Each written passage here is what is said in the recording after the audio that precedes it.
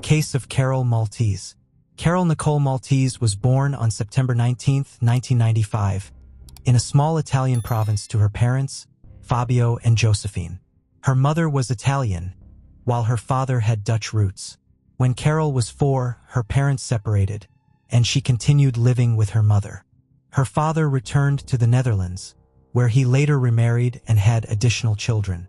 Even without support from Carol's father, Josephine decided to remain in Italy and raise her daughter independently. Carol and her mother settled in a small community known as Sestosenda. Josephine worked several jobs to ensure Carol received a strong education and had the chance at a brighter future.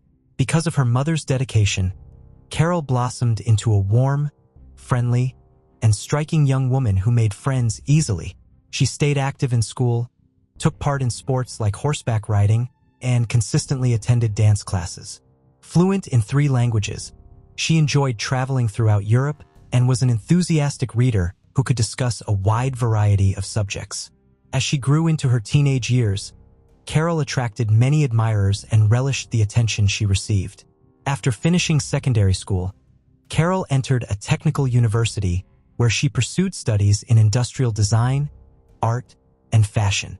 During her first year, she learned she was pregnant after forming a romantic relationship with a fellow student who was studying architecture and design. The pregnancy came as a surprise, and neither she nor her boyfriend felt ready for such a responsibility. Nevertheless, Carol chose to keep the baby. In 2016, at the age of 20, she gave birth to a son. His arrival brought major changes to her life. Financial difficulties forced her to withdraw from school so she could work and support her child. Hoping to find better opportunities, she moved to Verona to build a more stable future for her family. When Carol's son turned 1, she secured a position as a sales consultant for a cosmetics and perfume retail chain.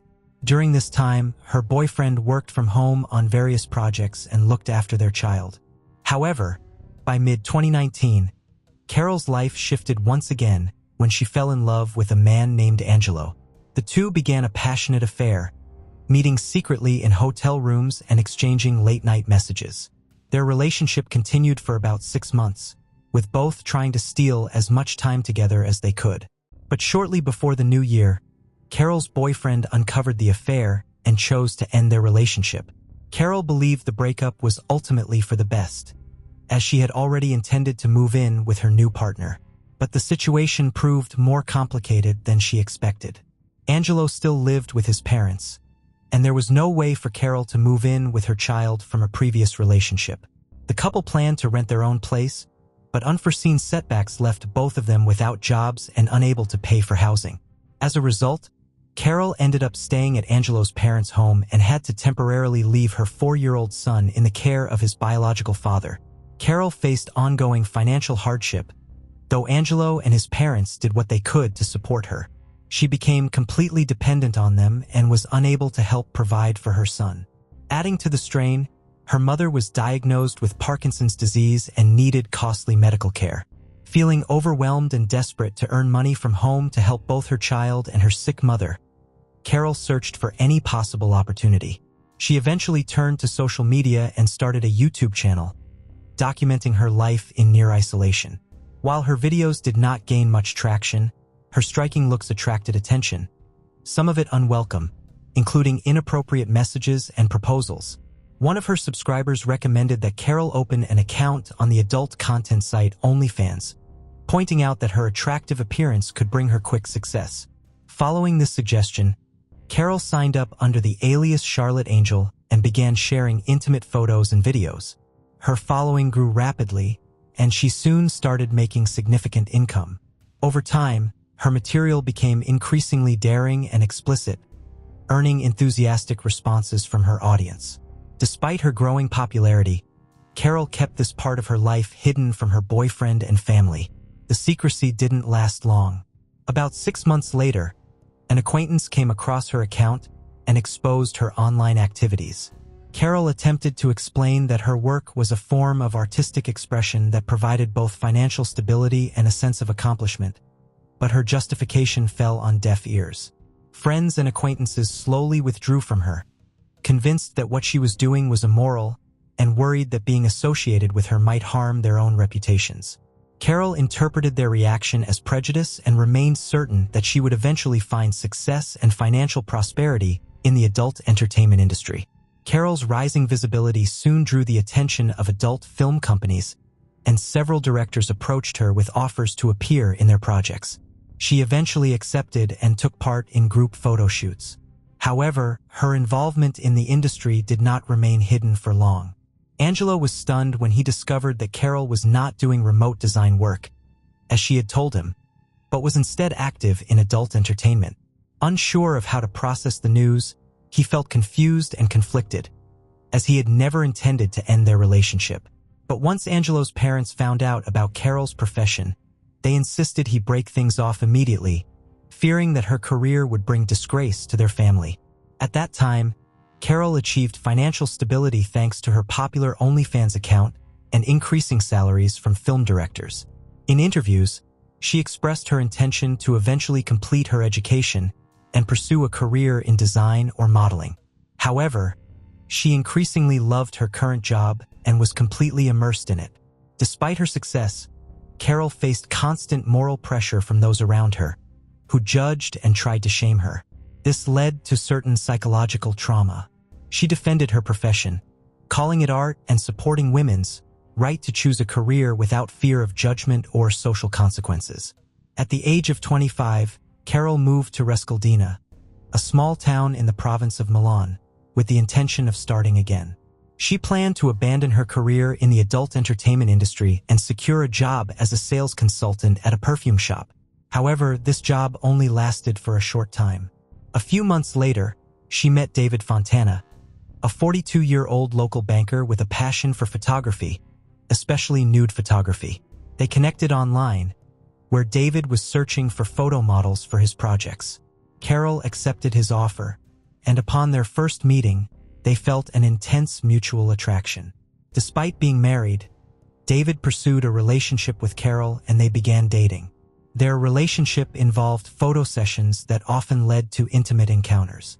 David soon discovered Carol's past experience in the adult industry and encouraged her to resume her career, citing her talent. However, David's feelings for Carol were complex. He loved her, desired to possess her, and also enjoyed watching her in adult films. In March 2021, David divorced his wife and moved in with Carol, allowing them to explore their most explicit fantasies together. He assisted her in creating content for OnlyFans, a platform where she gained immense popularity. However, David took a share of the profits from their joint work. As Carol's success grew, she began receiving lucrative offers from foreign directors and studios for film shoots. David was a jealous boyfriend who would become annoyed when others showed interest in Carol in public or tried to flirt with her. However, he never interfered with her work as an adult film actress, treating it as a normal job that she felt comfortable with. On the other hand, after Angelo and Carol broke up, Angelo confessed that he had missed her and asked to get back together, saying that he would accept her profession and not restrict her freedom. Carol appreciated Angelo's efforts but revealed that she had already met someone else. Even so, Angelo and Carol continued to communicate.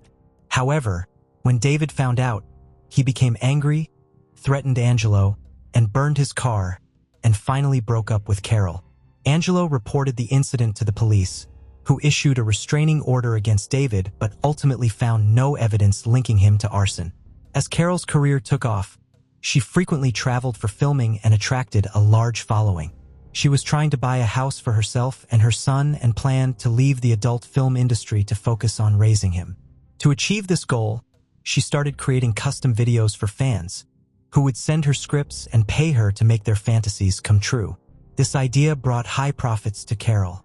Carol and David continued to work together in film despite their personal separation. During a September 2021 film shoot, Carol met co-star Salvatore Galdo and a romance blossomed. She and Salvatore eventually formalized their relationship, deciding to get married after taking the time to ensure they were both ready to move forward. As they planned their future together, they made a conscious effort to maintain their independence and keep their relationship private.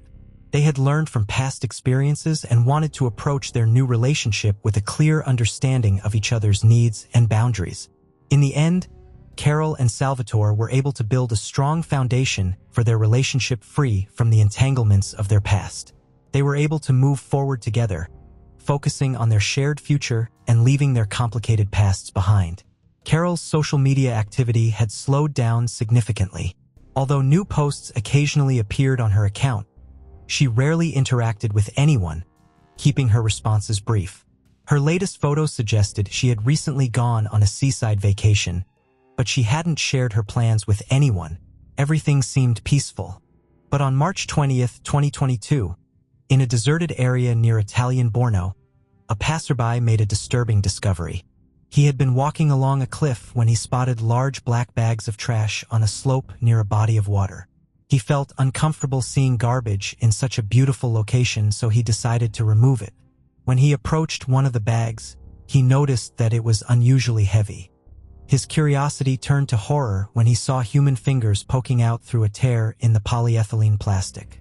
The man quickly contacted the police, and when officers arrived, they found 4 bags with a human body that had been divided into 18 parts.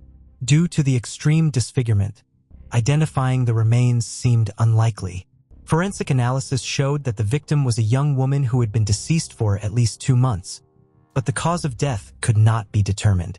It was clear that the body had been stored in a freezer before being thrown off a cliff in a remote area, likely with the intention of remaining hidden for a long time. Upon impact, the bags tore, spilling some of the contents. The perpetrator had attempted to conceal the victim's identity by removing any distinctive features, such as tattoos. Although damaged remnants of these tattoos still existed, the skin in those areas had been severely damaged with burns from hot objects, cuts, and acid. Despite this, police were able to piece together fragments of the tattoos and compare them with a missing persons database. A breakthrough came when a news report about the body was broadcast, asking anyone who might recognize the described features to come forward.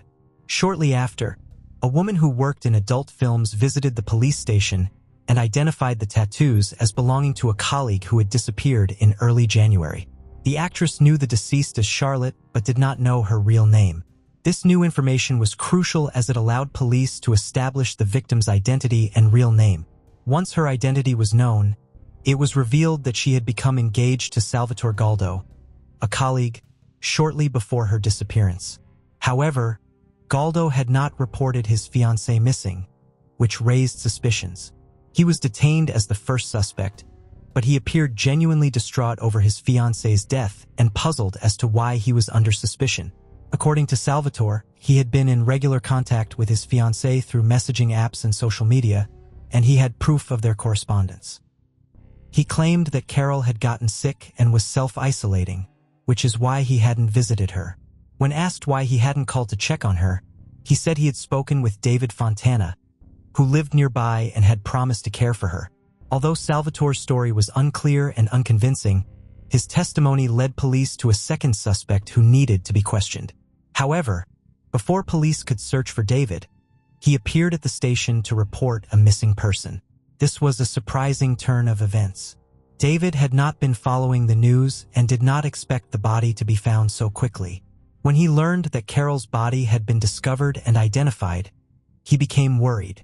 But when Salvatore was arrested, David realized the police would likely find him, as he had communicated with Salvatore by phone and fabricated a story about taking care of Carol while she was sick. When questioned, David appeared nervous and gave conflicting accounts of his relationship with Carol. He claimed he and Carol were close, but they had not seen each other in months and she had suddenly stopped contacting him. After hours of questioning, David finally cracked under the pressure and began confessing that he had accidentally killed Carol, claiming it had happened in early January during a filming session for a client who had paid a large amount of money. The script had called for him to tie and gag Carol, put a bag over her head, and brutally beat and torture her with tools, including a hammer.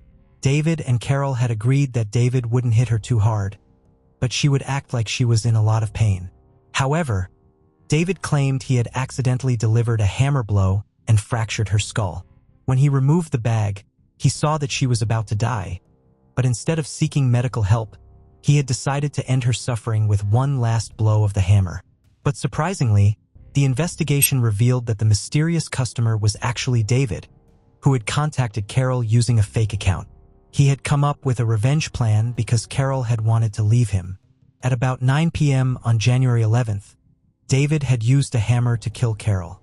The next day, he had bought a large freezer using Carol's credit card as well as a saw and axe from a hardware store, which he had used to dismember her body. David had attempted to disfigure her body to prevent identification by removing her tattoos and skin and attempting to burn and shred the rest. After murdering Carol, David stored her body parts in bags and kept them in a freezer for over 2 months. During this time, he deceived her relatives and friends by communicating with them through her phone and social media accounts, creating the illusion that she was still alive. By the end of March, David thought it was safe to dispose of the body and dumped it off a cliff in a remote area. He hoped that the remains would either never be found or would have decomposed beyond recognition by the time they were discovered. However, the body was found just 2 days later, and authorities tracked David down within a week. The most puzzling aspect of the case is that none of Carol's relatives or friends reported her missing, despite her disappearance occurring nearly 3 months prior.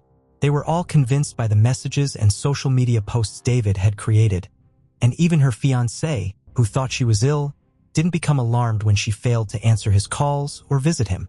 If someone had raised the alarm, David would have been tracked immediately through the signal from Carol's phone, which he had kept with him the entire time. At the trial, David expressed remorse and claimed he loved Carol, stating that her death was unintentional. He also said he had planned to end his own life after her death, unable to cope with the grief. Although this statement seemed implausible, the defense maintained that the incident was an unintentional act of violence. On June 12, 2023, David was found guilty of manslaughter. He was sentenced to 30 years in prison and ordered to pay compensation to Carol's son, Carol's mother, and the father of Carol's child, totaling €350,000. Notably, the court did not consider the manner of the killing to be cruel, and the dismemberment of the body was not deemed an aggravating factor. As a result, David may be eligible for parole in the future. Christina Ann Thompson was born on September 16, 1978, in Flint, Michigan, into the loving home of Katie and Harvey Ann Thompson. Despite the joy of welcoming Christina into their lives, the family faced a challenging time as Harvey was battling leukemia. Doctors, aware of the potential genetic risks, advised the couple to monitor Christina's health closely. Consequently, Christina spent her early years under strict medical supervision. Tragically, just before Christina reached 9 months old, her father passed away. After Harvey's death, Katie found support in her mother, Catherine, and her mother-in-law.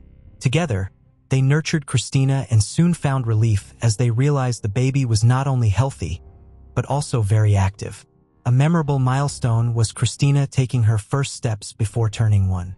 In 1980, while walking through one of Flint's busy avenues, Katie met James. Born on July 16, 1957 in Flint, James had recently graduated with a degree in science and was working for a company manufacturing mechanical parts. Captivated by Katie's sparkling eyes and bright smile, James was smitten and began a whirlwind romance that soon led to marriage. James quickly became the only father figure Christina knew, and their bond grew strong.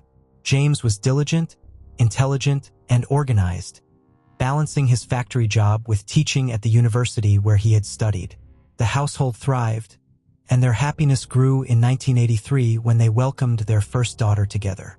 This joyous event coincided with a job opportunity for James that required the family to relocate to Florida. Once settled in Florida, Christina excelled academically. Outgoing, kind, and responsible, she earned the admiration of her teachers and peers while at home. Katie was bursting with pride. Christina's deep love for her family was evident, especially during family gatherings. She cherished visits back to Michigan to see her grandmothers. Capturing these moments in albums she crafted herself, fueled by her passion for scrapbooking. James's career eventually led the family to move again, first to Indiana and then to North Carolina. During this time, Christina expressed a desire to become more involved in church activities and receive the sacraments. Her growing faith became a family affair, with weekly church services becoming a routine. In 1993, the family finally returned to Michigan, settling in a house in Davison. Soon after, Katie gave birth to their third daughter. By this time, Christina was in high school where she took up swimming. Her interest in sports grew, and she became an avid fan of Michigan's hockey and baseball teams, often gathering her family to watch games together at home. When Christina graduated high school in 1996, she chose to enter the workforce rather than pursue a university education. She secured a job at a fast food chain located within a hospital. Despite her youth and inexperience, Christina's natural charm and service-oriented mindset quickly endeared her to both her coworkers and superiors. She enjoyed her work so much that she even considered building a career in the industry. 2 years later, at a party, Christina met Jason Thomas Harris. Born in Davison in 1974, Jason was one of 3 children born to Teresa and James Harris. Although only 4 years older than Christina, Jason had already experienced much, including a divorce and fathering 2 children from his previous marriage. Jason worked as a laborer in a plastic manufacturing factory. Although he had a more reserved and even shy demeanor compared to Christina, this difference did not stop him from pursuing her after their initial meeting. Over time, Jason won Christina's heart, and in 2003, after 5 years of dating and being considered the perfect couple by their friends and family, they got married. During the wedding, Christina's sisters witnessed her overwhelming happiness. One of Christina's deepest desires was to become a mother, but due to financial constraints, they had to wait for a better time. Finally, in November 2009, their dream came true with the birth of their daughter, Haley. Determined to be the best mother she could be, Christina made raising her daughter her top priority. Meanwhile, her hard work at her job paid off when in mid-2013, Christina was promoted to manager of her branch, a promotion that filled her family with pride. Along with her new position, she was granted a life insurance policy worth $100,000. Not long after, in October of the same year, Christina discovered she was expecting their second child. However, beneath the seemingly happy surface of their home, Jason was engaging in flirtations through chats, text messages, and social media with various women, including one from Rhode Island whose name remains unknown.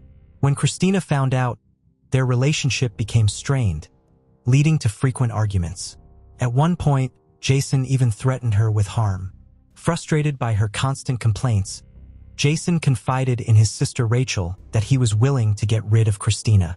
Rachel, noticing the seriousness in his expression, later shared her concerns with their brother. However, after reflecting on it, she decided that Jason's comments were likely made in a moment of anger due to their troubled marriage and reassured their brother that Jason was probably only considering a divorce. Christina, distressed by the deterioration of her marriage, confided in her family about how unbearable her relationship with Jason had become. She also shared her fears with a coworker, telling him that if anything bad were to happen to her, Jason would be responsible. In May 2014, when Christina and Jason welcomed their second daughter, the ever-cautious Christina prepared reserves of breast milk for the baby, some of which were kept by her mother, who occasionally helped care for the child. While Christina was doing her best to care for her daughters and maintain her performance at work, Jason began to spread false stories. He told his siblings and colleagues that Christina was suffering from postpartum depression and was bedridden. Not only did he lie about her mental health, but he also defamed her, making baseless accusations. Some even overheard him doubting whether he was the biological father of their newborn. Curious and tired of Jason's repeated complaints about his marriage, a coworker asked why he didn't just get a divorce. Jason replied that divorce would mean paying child support and losing custody of the children. It seems that from that moment, Jason began to formulate a plan to get rid of his wife, aiming to claim her life insurance and possibly receive compensation from her employer. One night in August 2014, after obtaining sedatives from a third party, Jason crushed them into a drink he gave to Christina. However, she noticed a strange taste and discarded the drink after the first sip, much to Jason's frustration. His second attempt met the same result. Determined not to abandon his sinister plan, Jason asked a colleague named David for a drug that wouldn't alter the taste. However, after Jason explained his deadly intent, David outright refused to help. The following month, Jason, believing he had found the ultimate solution, hired a man to kill Christina, offering $10,000 in return. But just days later, the man was arrested for an unrelated crime. Frustrated by yet another failed attempt, Jason confided in a coworker named Zachary about what had happened. Zachary, thinking it was a joke, laughed it off, assuming Jason was merely venting about marital woes. However, Jason's seriousness became apparent when he offered Zachary money to carry out the murder. Realizing the gravity of the situation, Zachary immediately cut off the conversation and distanced himself from Jason. Undeterred, Jason returned to his original idea, this time making sure to purchase an illegal opioid, convinced that it could be mixed with milk and go undetected. On Sunday, September 28, 2014, after spending the afternoon at her mother's house so the girls could visit their grandparents, Christina returned home with her daughters.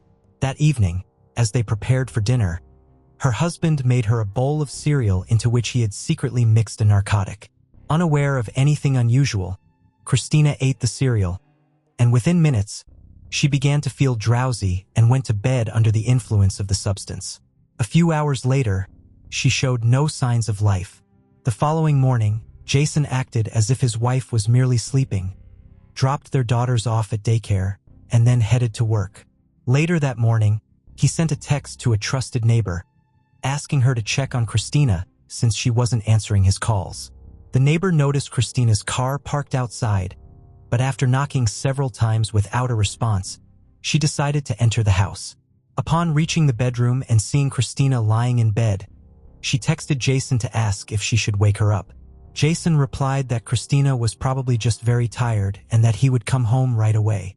However, as the neighbor moved closer, she noticed Christina's pale appearance and immediately contacted emergency services. While paramedics were on their way, the neighbor also called a nurse who lived nearby. The nurse arrived first and confirmed that Christina was rigid and had no pulse. When the police and paramedics arrived, it was clear there was nothing more they could do. Later that morning, when Jason returned, he entered the house without speaking to the neighbor who had tried to help. Those present noted that he seemed neither worried nor affected by the severity of the situation. When interviewed by the police, Jason explained that the previous night he had served his wife a bowl of cereal. He noticed that she had difficulty holding the spoon and even spilled some of the cereal, so he suggested she go to bed. He claimed that he followed her to bed and that, when he woke up in the morning, he found her lying beside him, showing signs of a restless night. However, since he had to go to work, he left her to rest.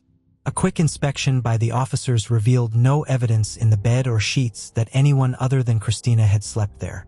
Afterward, Jason called his in-laws to inform them of Christina's death. In shock and devastation, they struggled to understand what had happened, as Christina had seemed full of life just hours earlier. Meanwhile, Jason, showing little emotion, waited for the officers to leave, dismissed the concerned neighbors who had come to offer support, and stayed alone in the house. Taking advantage of the quiet, Jason called his wife's supervisor and, while recounting the morning's events, inquired about how to claim Christina's life insurance policy. That night, as on many others, Jason exchanged messages with one of the women he often flirted with. This time, the conversation included details about his wife's recent death. Yet, the woman on the other end of the line detected no hint of sorrow from the newly widowed man. Later that Monday, as Jason stood by the front door of the house, the neighbor who had tried to help Christina approached him, intending to offer comfort. To her surprise, Jason instead began to speak ill of Christina, prompting the neighbor to leave shortly after.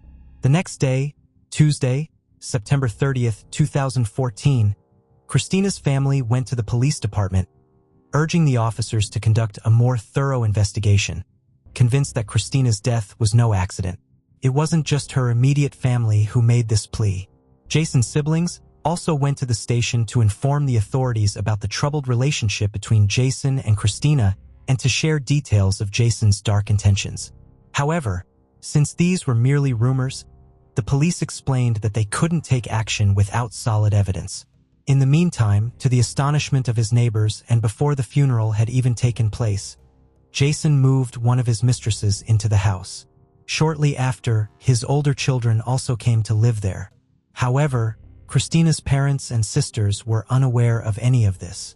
When family and friends gathered on Saturday, October 4, 2014, for Christina's funeral service at Katie's request, attendees did not bring flowers, but instead made donations to help support her daughters.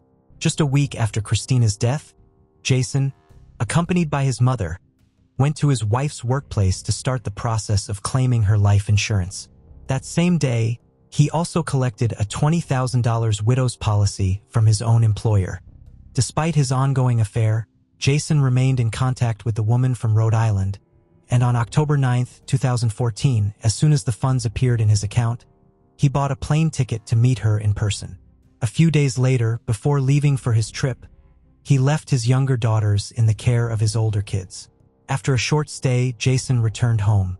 That same week, on Wednesday, October 22, 2014, a urine sample led the forensic pathologist to conclude that Christina had died from an accidental overdose, likely due to recreational opioid use. However, no needle marks were found on her body, nor was there any drug paraphernalia at the scene.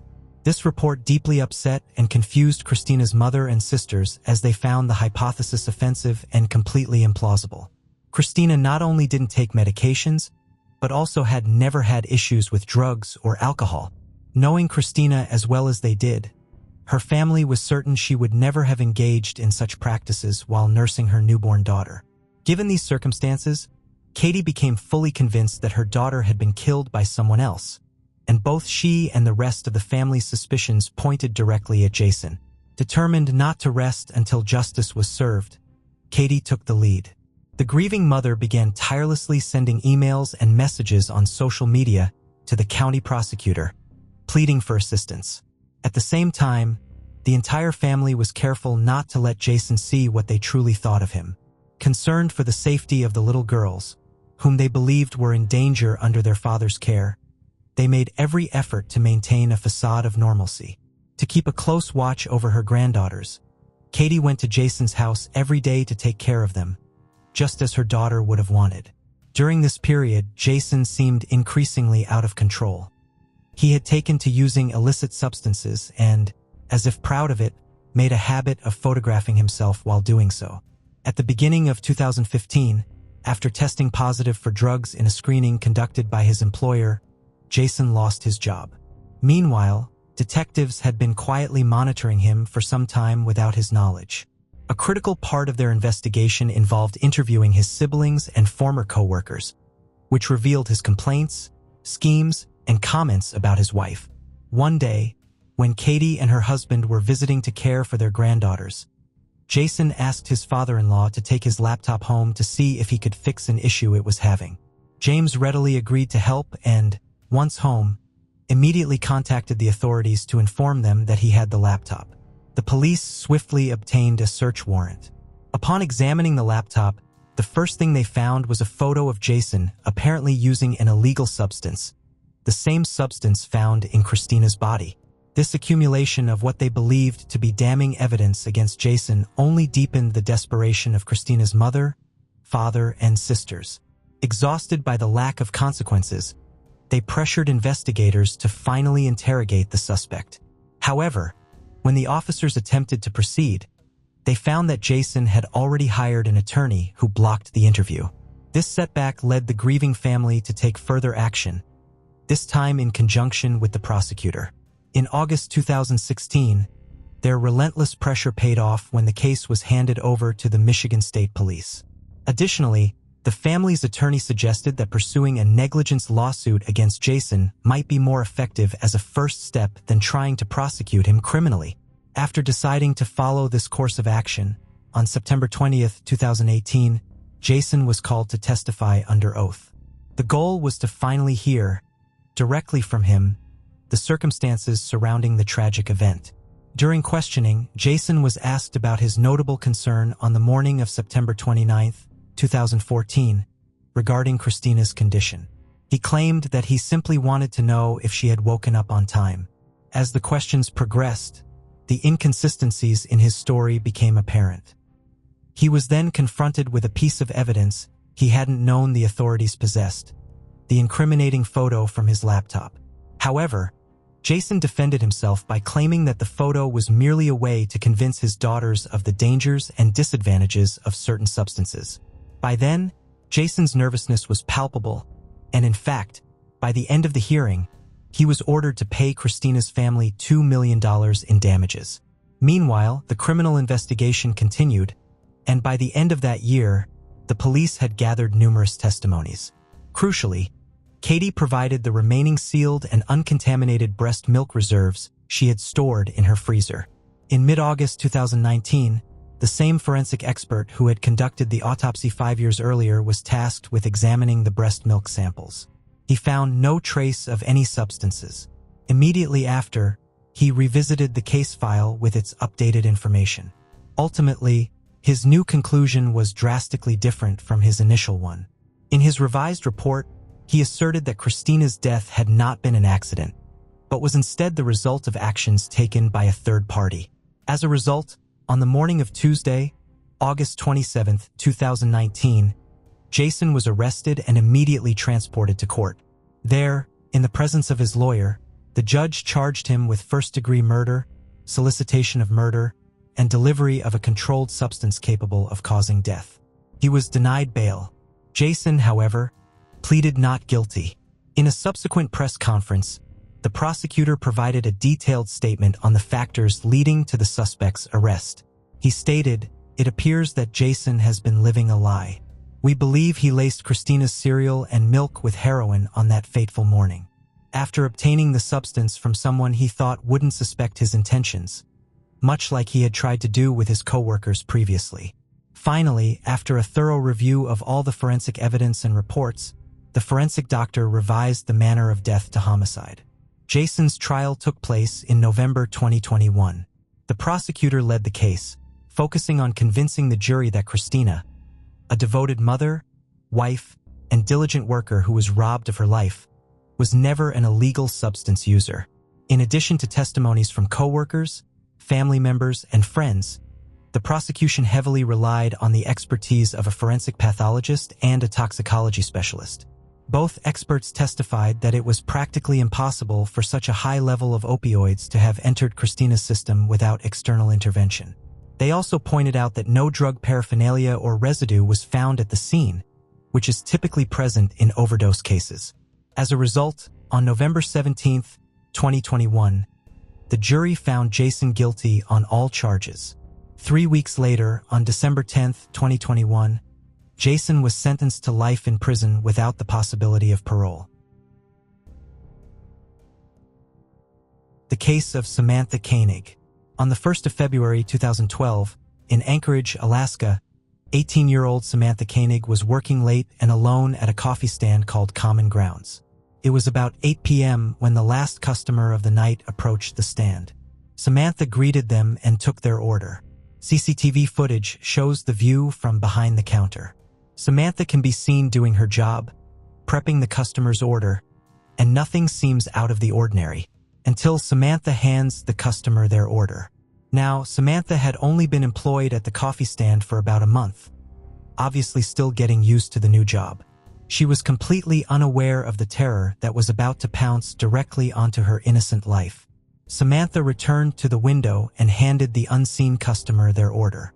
Suddenly, the 18-year-old girl took a step back from the window and raised her hands. It's quite clear from the footage that she was startled. But unfortunately, the CCTV didn't capture what caused Samantha's flight response to activate. It was pretty obvious that there was a gun pointed directly at Samantha's face. The gunman demanded money. It also seemed clear via the footage that Samantha had been given instructions to turn off the lights in the coffee stand, which she obeyed with no resistance. Once it was dark inside Common Grounds, the gunman quickly slipped in through the window of the coffee stand. He then forced Samantha down to her knees and restrained her with zip ties. He asked her where her car was. She told him she didn't have one. She also reportedly said that her dad would be there to pick her up at any minute. The ski mask-wearing armed assailant hesitated.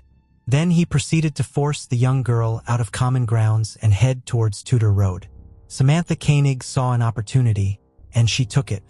She tore herself away from her captor's grip and ran as fast as she could, but she wasn't quick enough to outrun him. After a chase that lasted little more than a few yards, the man tackled Samantha to the ground. He told her that if she didn't cooperate, he would kill her, and no one would hear a thing because the ammo was silenced. Terrified and frightened, young Samantha was out of options. She had no choice but to do what the man said. With an arm around her and his other hand gripping the gun that was pressed against her body, the 18-year-old hostage and the masked man walked across the road into a parking lot between IHOP and Dairy Queen. It was there that the masked man had parked his white truck. He'd been careful enough to prepare for the abduction by taking off the truck's toolboxes and the license plates. A few minutes later, the truck drove away with Samantha Koenig bound in the passenger seat. The truck was driven around town while the driver told Samantha that she'd only been kidnapped for ransom. She pleaded with him and said her family didn't have much money. But the man in the mask wasn't deterred. He assured the scared young girl that her family would seek the help of the public for the funds. And he convinced her that if she cooperated, eventually she would be reunited with her family in good time. Samantha believed what the stranger said as she continued to try and convince him to let her go. But he was determined to secure the money. During the drive, the man realized Samantha had left her phone at the Common Grounds coffee stand. It being a major key part of his plan, he decided to go back and retrieve it, leaving Samantha still bound in the truck. Samantha's abductor then sent 2 messages from her phone, one to Samantha's boyfriend and the other one to the owner of the coffee stand. The texts made it appear as though Samantha was having a bad day and just needed to escape for the weekend. But by all accounts, those messages weren't fooling anyone. It was totally unlike Samantha to do something like that, and something most certainly wasn't right. But the truth was in the lie. She was certainly having a bad day and she desperately needed to escape. As if his actions weren't bold enough in the midst of a public kidnapping, the masked man made Samantha tell him where she lived. He wanted her bank card, but she explained that she shared an account with her boyfriend and that the card was still in his truck.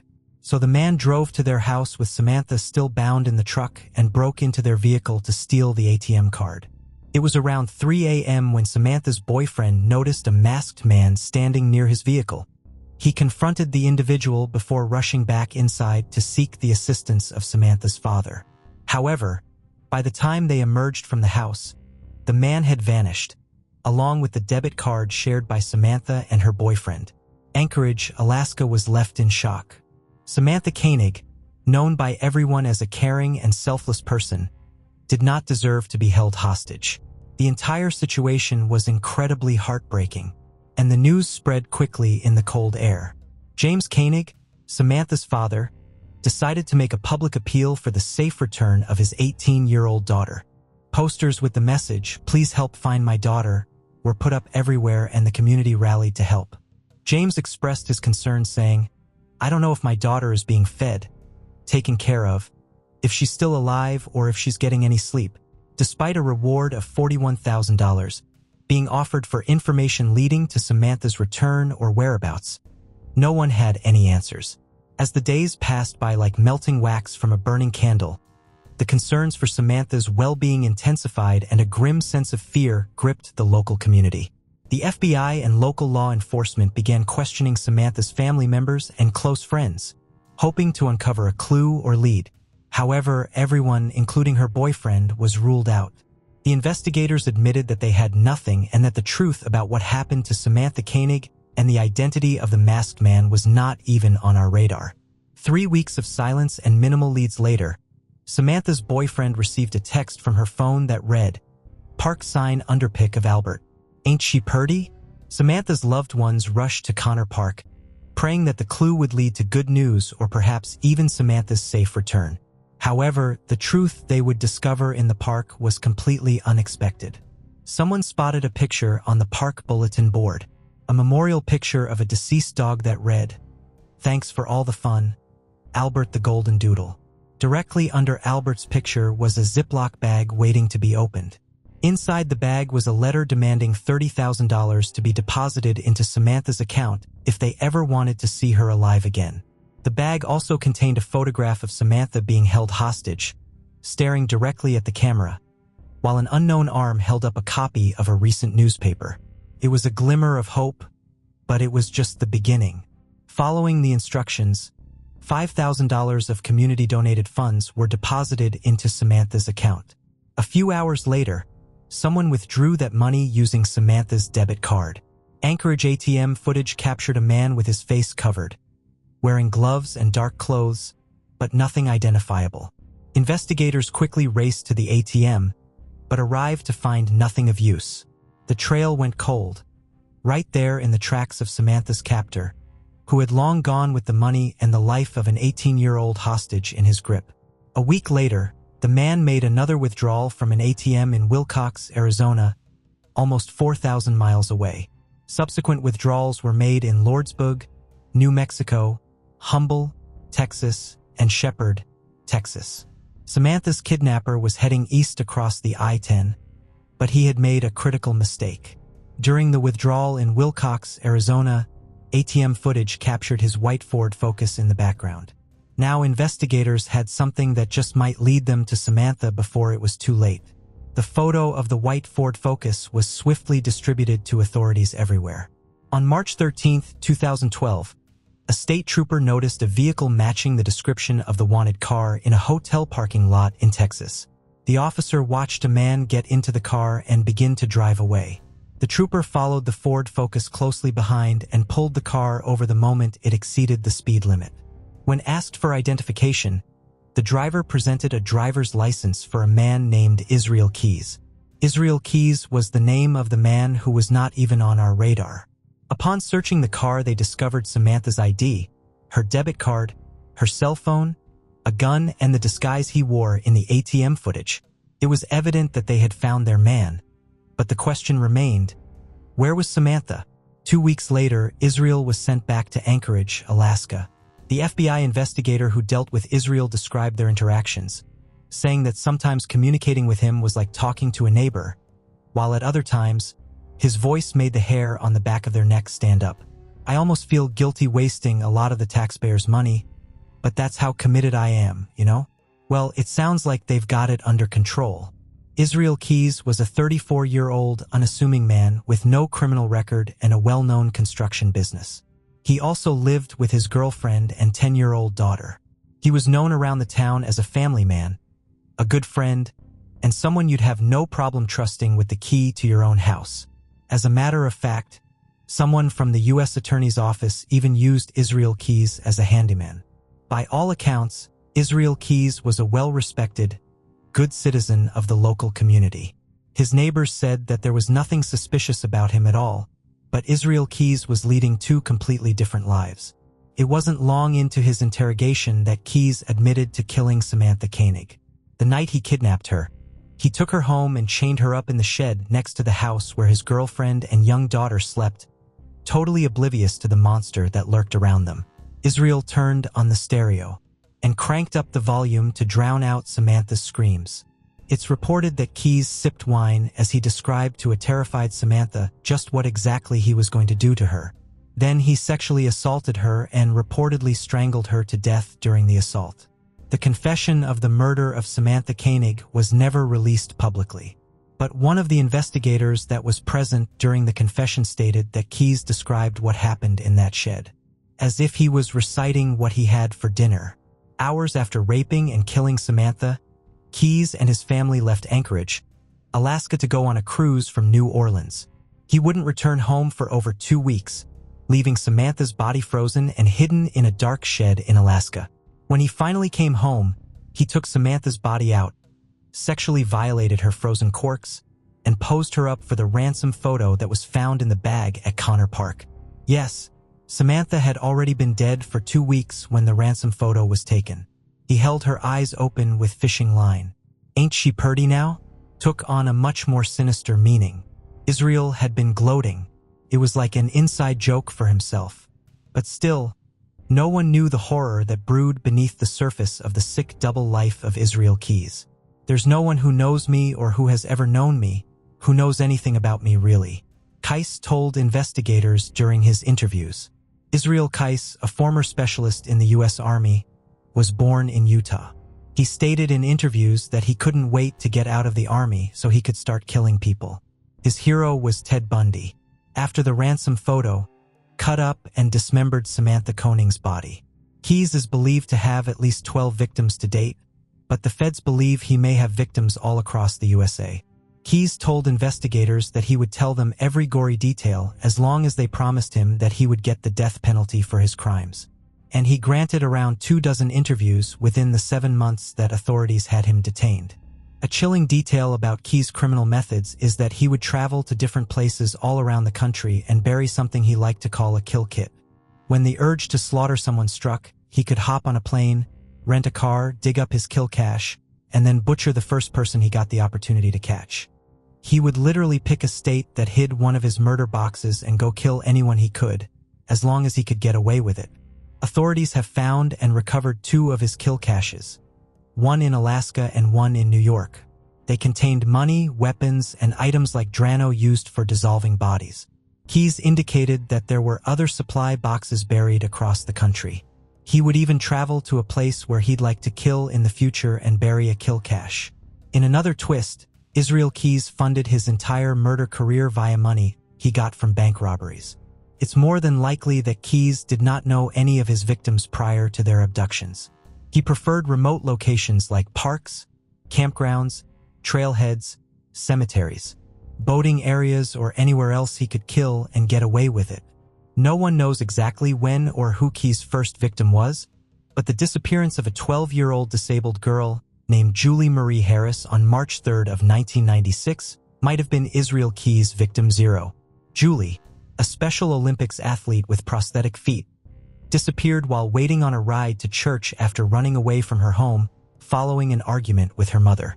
Israel Keyes would have been 18 years old and living in the area at the time of Julie's disappearance. Her prosthetic feet were found at the mouth of the Colville River a year later, and her skeleton was recovered. When questioned, Israel claimed he was aware of the Julie Marie Harris case but had nothing to do with it. Apparently, the birth of his daughter convinced him to never harm children, but Julie would have disappeared way before his daughter came along. Also, one of Julie's friends claims to remember Keyes talking to Julie at a local swimming pool where she often swam. Word has it, Julie even gave the serial killer her home address and phone number. But Keyes claimed his first attempted murder was a girl he kidnapped and sexually assaulted in 97 or 98 near Bend, Oregon. Keyes claimed he was convinced that he screwed up that time because he let the victim go. And from that moment on, he vowed never to let them live. It was shortly after that when Keyes joined the Army, where he excelled as a model soldier. After a 3-year stint in the U.S. Army, he quickly started killing in Washington state. Investigators believe Lake Crescent in Washington may be a liquid grave to a few of Israel's victims. But ultimately, no one has all the information, because before Keyes could tell his full story and bring closure to so many cold cases, he was found dead in his cell. He had slashed open his veins, hung himself, and stuffed toilet paper down his throat. He never even stood trial, and so many dark secrets were buried with him. Secrets no one else may ever know. He left behind a suicide note that was a macabre rant, but it was of little help. A few months before his suicide, Keyes drew 11 skulls on sheets of paper and one pentagram with a goat in the middle of it. One of the skull drawings had the words, "We are one," written on it. No one knows what they mean, but it was pretty obvious that the drawings were done in Keyes' own blood. They were found under his bed in his jail cell. It's thought that these drawings represent Keyes' victims. The FBI has only ever identified 5 of them. Innocent young Samantha Koenig was in the wrong place at the wrong time, and a beautiful young life was stolen, while so many others were ruined. But thanks to her, the world is a little bit safer. Never take your surroundings for granted. Never trust strange eyes on your back that you cannot observe. Always trust your instincts, because in one swift moment, reality can shift and your life can drain away. Always do your best to make sure your family never has to go on the news to appeal for your safe return. Remember Samantha Koenig. Watch your own back and always lock your door. This case is not over. The FBI also released a list of 35 tripped serial killer Israel Keyes made around the USA, Mexico, and Canada over the last 8 years of his life. The public is asked to immediately report to authorities if they ever stumble upon one of Israel's kill caches and do not disturb anything they may find, as the investigation into the serial murders committed by Israel Keys remains ongoing. The FBI is still seeking the public's assistance with any information about Keys in order to identify additional victims. They ask that anyone with information contact the FBI at 1-800-CALL-FBI. Israel Keys had no remorse at all. He enjoyed what he did. He talked about enjoying what he did. He talked about, had he not been caught, some of his future plans and what he would have done, which included continuing to do what he was doing. Continuing to kidnap and murder people, so he had no remorse at all of the people shuffling into your house. They're looking brave in front of you can go lost, everyone knows, so they say one by one we fall on my own before save it for love papers they don't need to know a single thing about, or will you? Yes. You can take it all with you now, oh my life, before one by one word for one by one before go loves all of the people shuffle to your house, God alone, everyone knows one by one we fall, one by one we fall, one by one with fall, one by one we food foreign. Sierra May Lamar was born on October 19, 1996, in Fremont, California. She was Marlene's second child, and she already had a daughter, Danielle, who was 6 years older than Sierra. Sierra was known for her fun-loving and cheerful nature. Her teachers often described her as the class clown, always making others laugh without causing any trouble. Friends and family recall her as a confident young girl who had a knack for instilling that same confidence in those around her. From a young age, she enjoyed physical activities like dancing, and during her teenage years, she became involved in her school's cheerleading team. She also had a love for animated movies and often went to the cinema with her father, sharing this passion together. Sierra's parents divorced when she was still a child, and shortly afterward, Marlene began dating someone new. A couple of years later, Sierra moved to Morgan Hill, a city in the San Francisco Bay Area, with her mother and her mother's new partner. Meanwhile, her father remained in Fremont, and her older sister was attending college in Sacramento. Like many girls her age, Sierra was reluctant to leave behind her friends and the life she had always known. She also had reservations about her mother living with someone she wasn't married to. Despite these family challenges, Sierra's outgoing personality and positive energy helped her fit in easily at her new high school. She quickly became part of the cheerleading team and made many new friends while still keeping in touch with her old friends in Fremont, visiting them often since they were only an hour's drive away. Although she wasn't entirely happy with the move or her mother's new relationship, Sierra, then 15, maintained a good relationship with Marlene, often speaking frankly with her. She also had a close bond with her older sister, calling her several times a week to talk about school, friends, and the boys she liked. Just as Sierra was beginning to settle into her new life, an unexpected event shattered her dreams and future plans, plunging her family into a nightmare with no apparent end in sight. March 16, 2012 started like any other day. Sierra woke up, got ready for school, took a selfie, and uploaded it to her online diary, where she posted pictures almost daily. She then said goodbye to her mother, as was her routine every morning, giving her a hug and telling her she loved her before heading to the nearby bus stop. Later in the day, Marlene sent a few text messages to Sierra, reminding her of the chores she needed to do after school. When Sierra didn't respond, Marlene assumed her daughter was simply busy with schoolwork. After finishing work at 3:45 p.m., Marlene called Sierra to make sure everything was okay, but there was no answer. It wasn't until 6 p.m. when the school's automated attendance reporting system sent an email to Marlene that she realized Sierra had never made it to school. Alarmed, Marlene called 911 to report her daughter as missing.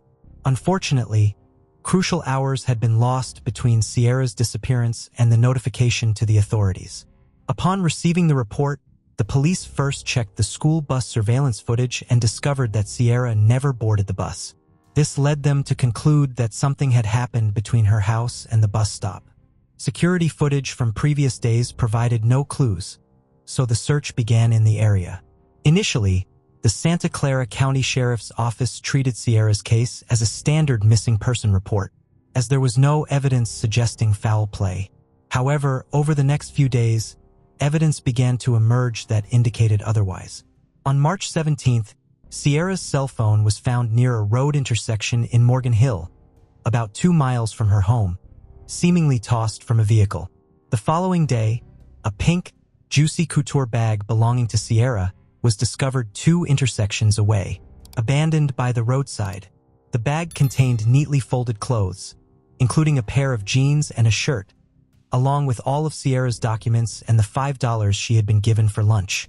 Everything appeared untouched. In the days following Sierra's disappearance, a massive volunteer search was organized. The area around Sierra's home and the bus stop where she was last seen was rugged and challenging, with fields, hills, reservoirs, forests, ravines, and dense brush. The search focused on finding any evidence that might indicate a crime. Both authorities and volunteers worked tirelessly day after day, determined to find clues that could lead to Sierra. During the daily search efforts, approximately 150 items were discovered that could potentially be considered clues.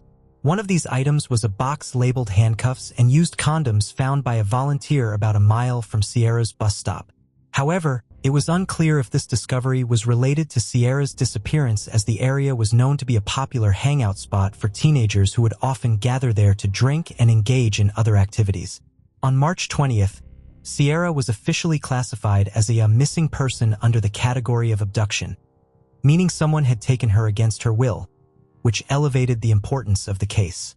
A forensic examination of Sierra's phone and personal computer revealed nothing useful, but investigators insisted on accounting for the whereabouts of all registered sex offenders in the area at the time of Sierra's disappearance. Surprisingly, among those on the list was Sierra's own father. Back in 2009, Steve had faced at least 10 counts of child molestation that occurred 5 years earlier. He pleaded guilty to one charge involving the sexual abuse of 3 of Sierra's friends, aged 8 to 9, during a sleepover at his home, and he served a year in jail. This was the real reason why Sierra had moved in with her mother, as her father was legally prohibited from living alone with a minor. However, Sierra's father was quickly ruled out as a suspect.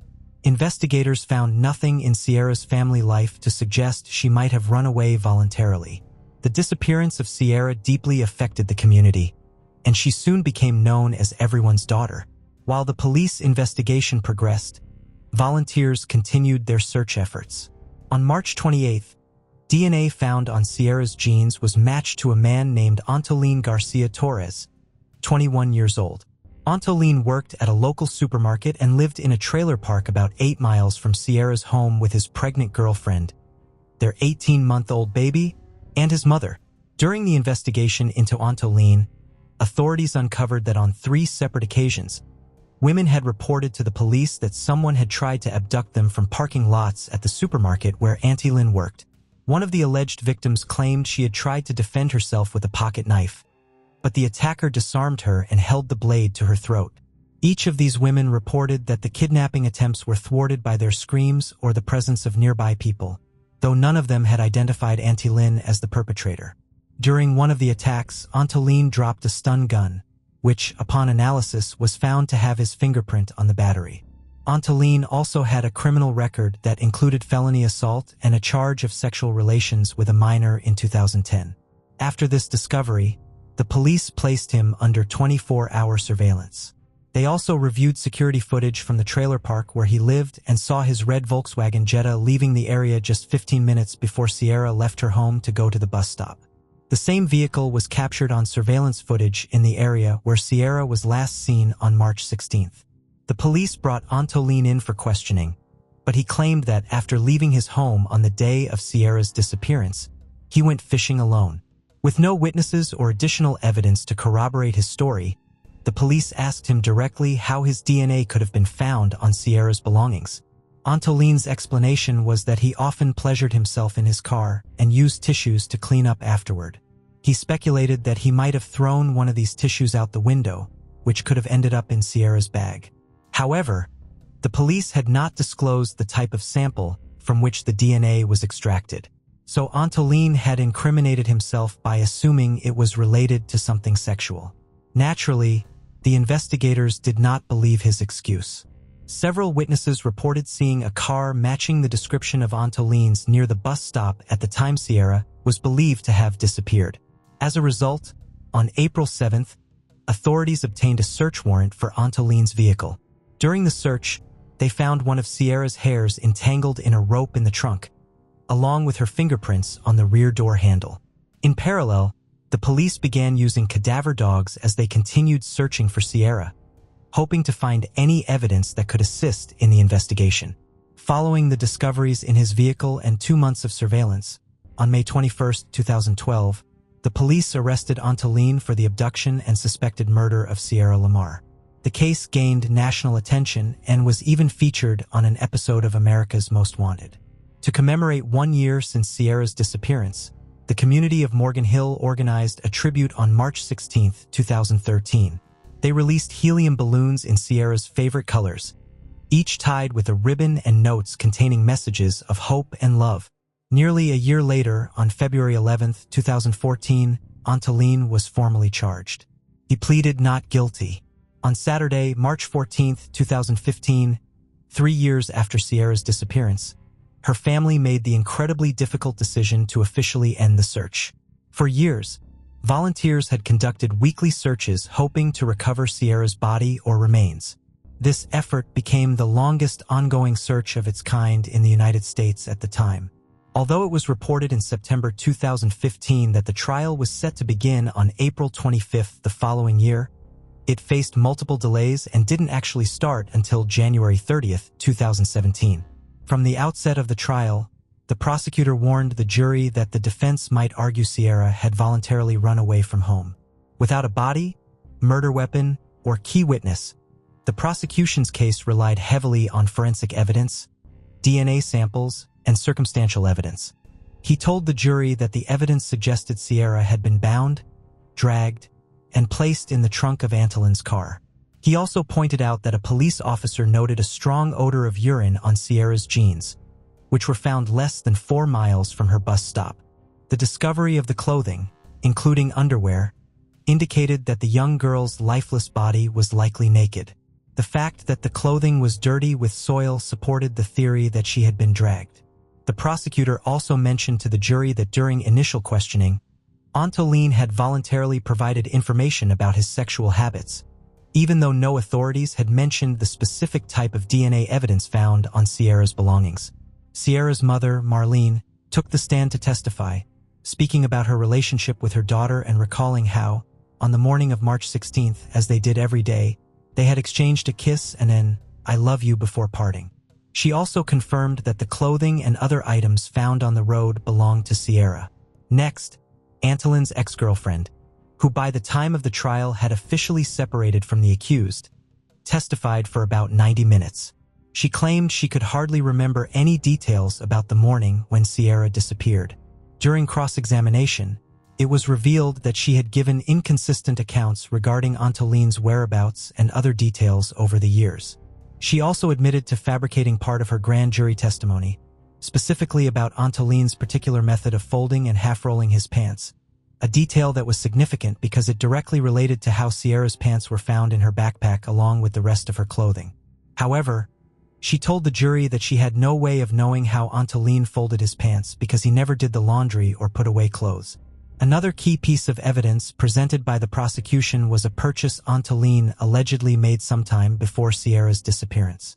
According to supermarket membership card records, Antoline had bought a turkey baster, a tool used for injecting sauce into meat or removing excess fat, as well as a jug of bleach.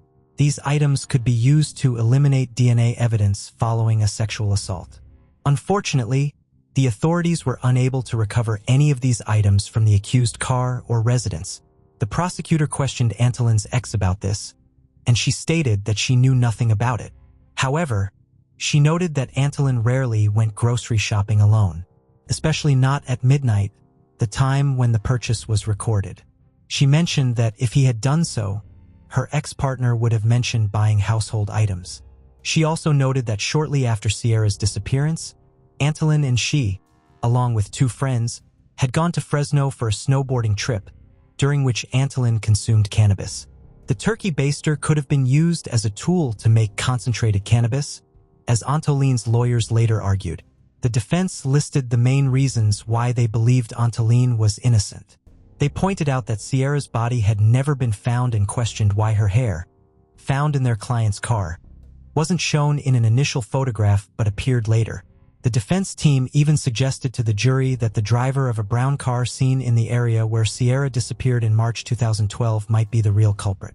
Although the defense was prohibited from mentioning to the jury the prior child molestation conviction that Sierra's father had served, the court documents presented by Antoline's lawyer argued that Sierra had run away because she lived in a broken home and was struggling in school. According to the defense, Sierra had moved to Morgan Hill less than a year before her disappearance and was unhappy.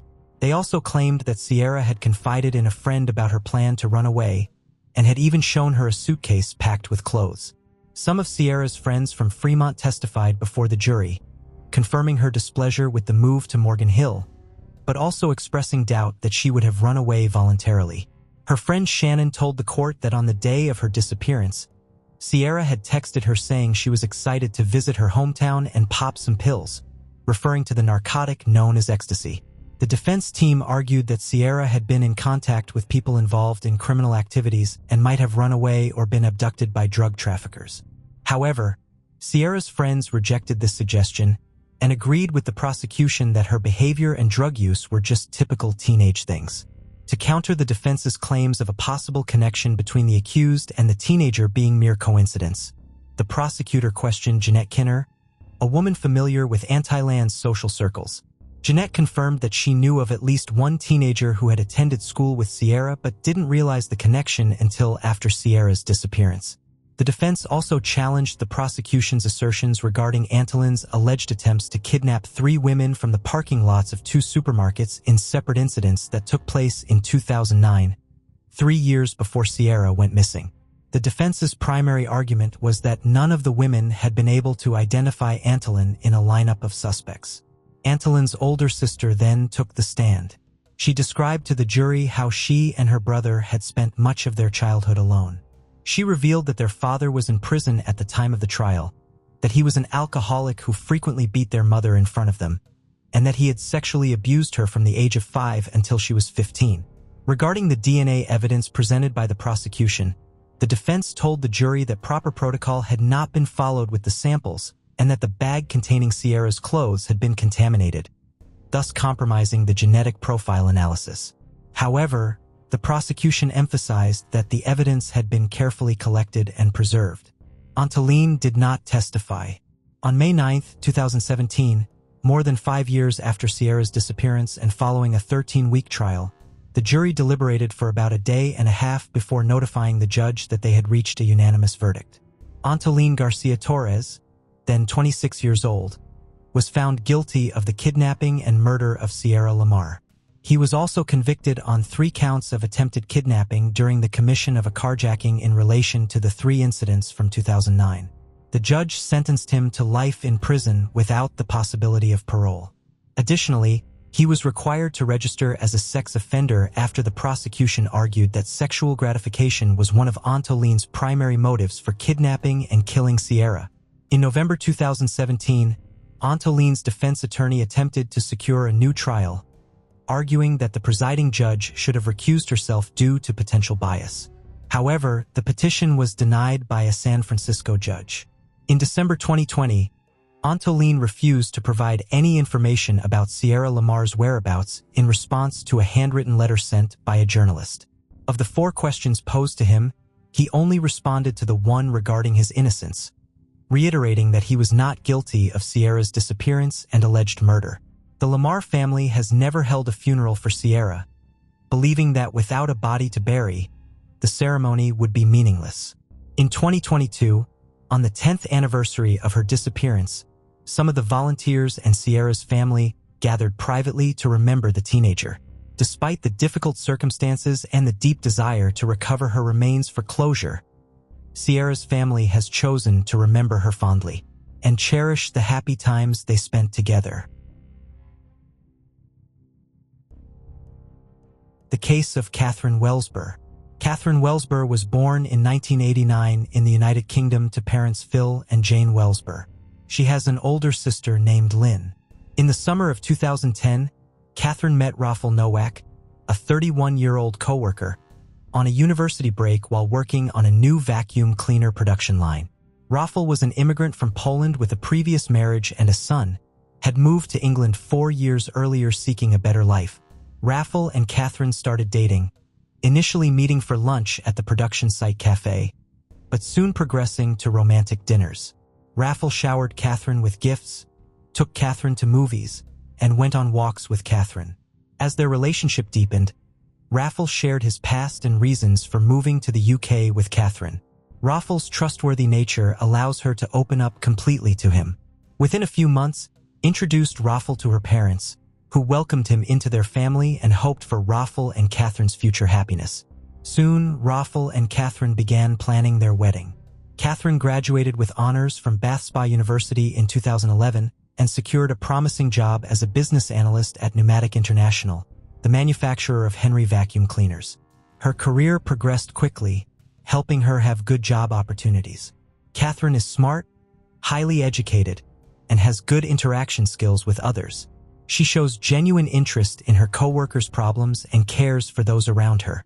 Her kind demeanor and radiant smile have earned her the admiration of her colleagues, who view her as a young leader. Catherine's career was advancing swiftly, and her substantial earnings combined with those of her partner Rafał allowed them to purchase a spacious home with a terrace in Willow Way. Although they were financially secure, they opted to take out a mortgage, securing insurance coverage as per their agreement with the bank. With their youth, successful careers, and love for each other, it seemed they had all the ingredients for happiness. However, the fateful day of September 12, 2012, marked a turning point in their lives, changing everything forever. On September 12, 2012, Orlando, a local resident, was driving home after a night shift at the gas station.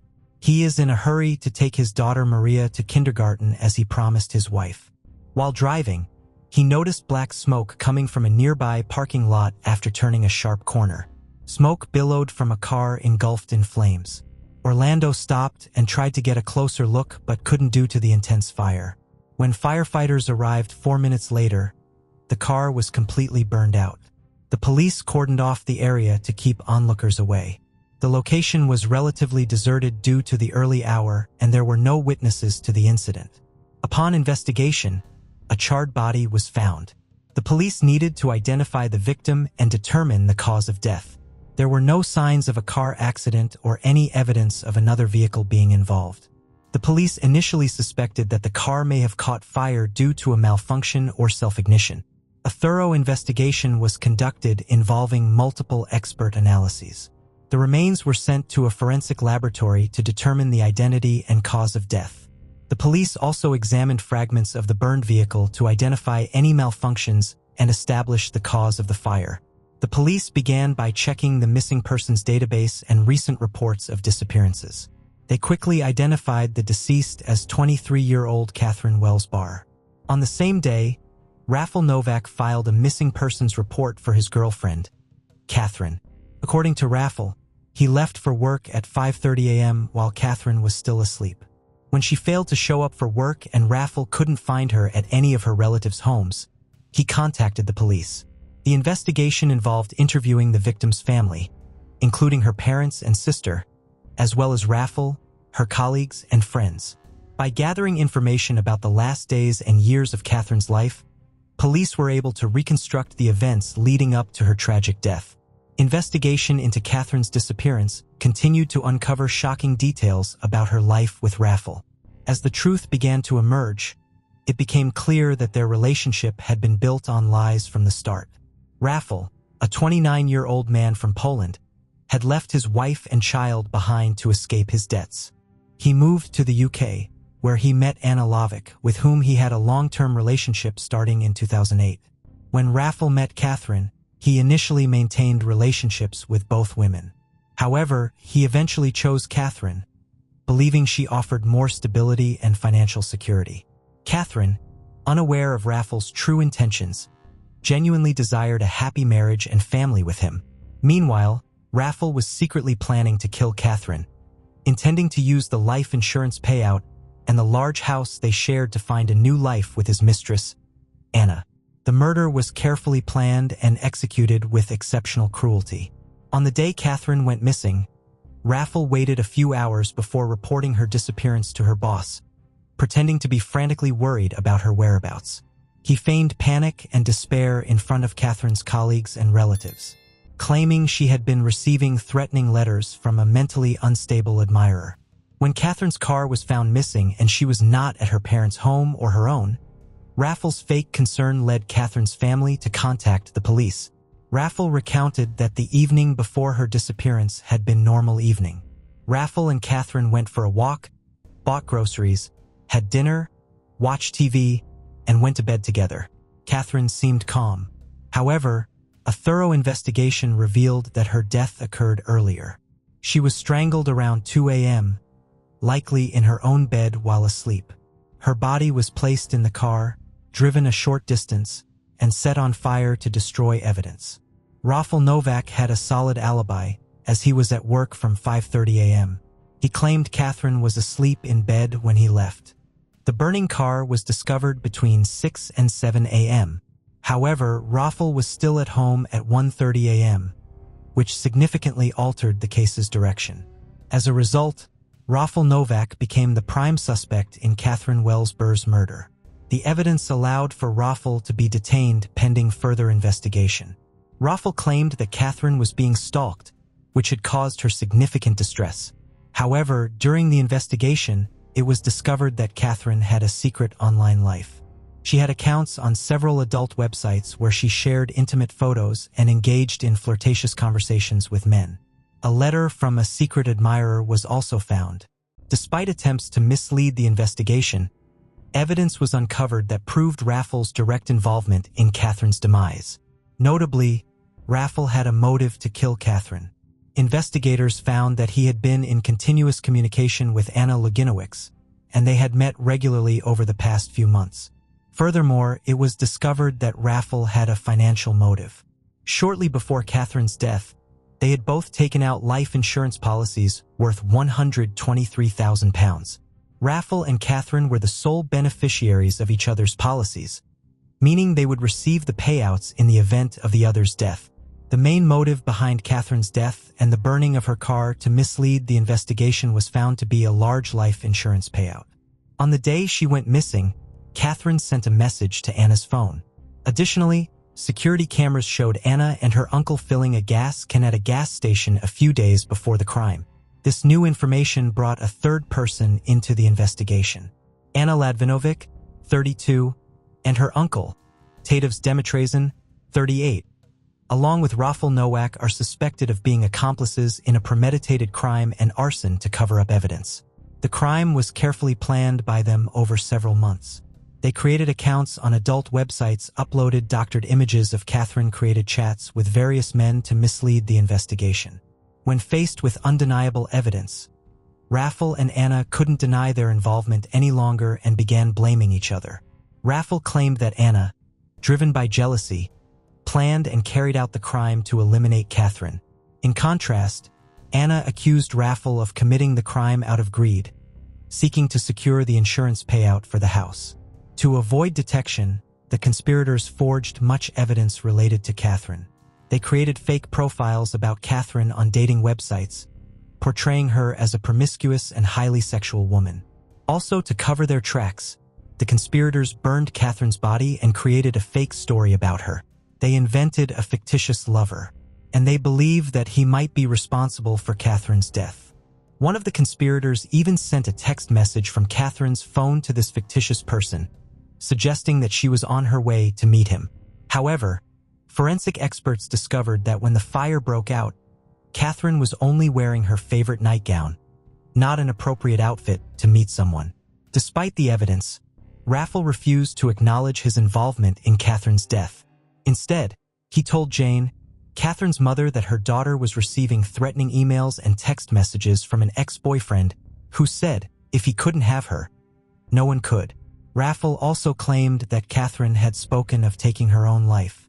In a shocking display of deceit, Raffel allowed Catherine's parents to comfort him, believing he was also mourning the loss of Catherine he loved. Raffel's acting was incredibly convincing. After Catherine's death, Her mother, Jane, was so taken in by his performance that she hugged him and allowed him to call her mom. Jane explained that in the early stages of the investigation, the police viewed Raffle more as a witness than a suspect, so she decided to offer him her full support.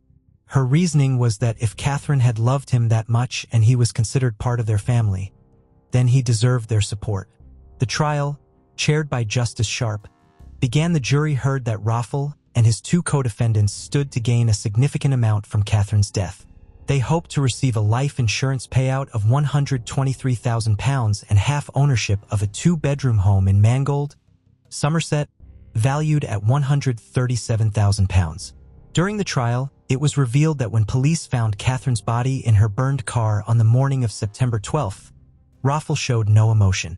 Anna Luginowicz frequently shook her head and laughed in court when it was suggested she was responsible for the crime, but refused to testify. Tatevs also chose not to testify in his defense. The judge, Justice Sharp, told the defendants the murder was a horrific and merciless crime. The defendants showed no emotion during sentencing. The judge described Anna Luginowicz's behavior as deceitful, manipulative, and cruel, and stated she played a significant role in the crime. He also told Tatevs that the murder was committed for gain, with many aggravating circumstances and no mitigating ones. The judge expressed deep sympathy for Catherine's parents, who had no idea that Raffle Novak's charming facade hid a monster. Raffle's actions were driven by financial gain, as he had no emotional ties to Catherine. Catherine's mother stated that the brutal and calculated manner of her daughter's death would haunt them forever. She regretted not having the chance to say goodbye or express her love, and now considers Raffle an evil person who deserves to spend the rest of his life in prison. Catherine's father, Philip, added that they had welcomed Raffle into their home, treating him like a son only to be betrayed by him. During the trial, Raffle Novak became emotional in the witness box. He denied any involvement in the death of his girlfriend, Catherine Wells Burr. Raffle claimed everyone was blaming him for a crime he did not commit. However, the court heard that Raffle showed no emotion when the police discovered Catherine's body in her burned-out car on September 12th last year. Catherine's mother, Jane Wells Burr, testified that after his initial release from police custody, Raffle asked for a steak dinner and didn't even mention Catherine. Jane Wells Burr stated that her daughter's fate was sealed when she and Raffle bought a house together and took out a life insurance policy. She believes that in signing the contract, Catherine also signed her own death warrant. Ultimately, the court found Raffle Novak guilty of suffocating Catherine with a pillow while she slept. He had conspired with his secret lover, Anna Luginowicz, and her uncle, Tatevs, to claim a £123,000 life insurance payout and a share of the house. Anna and Tatevs had transported Catherine's body in her car to a remote location and set it on fire. Raffle and Anna were sentenced to life in prison with a minimum term of 32 years, while Tatevs received a 27-year sentence.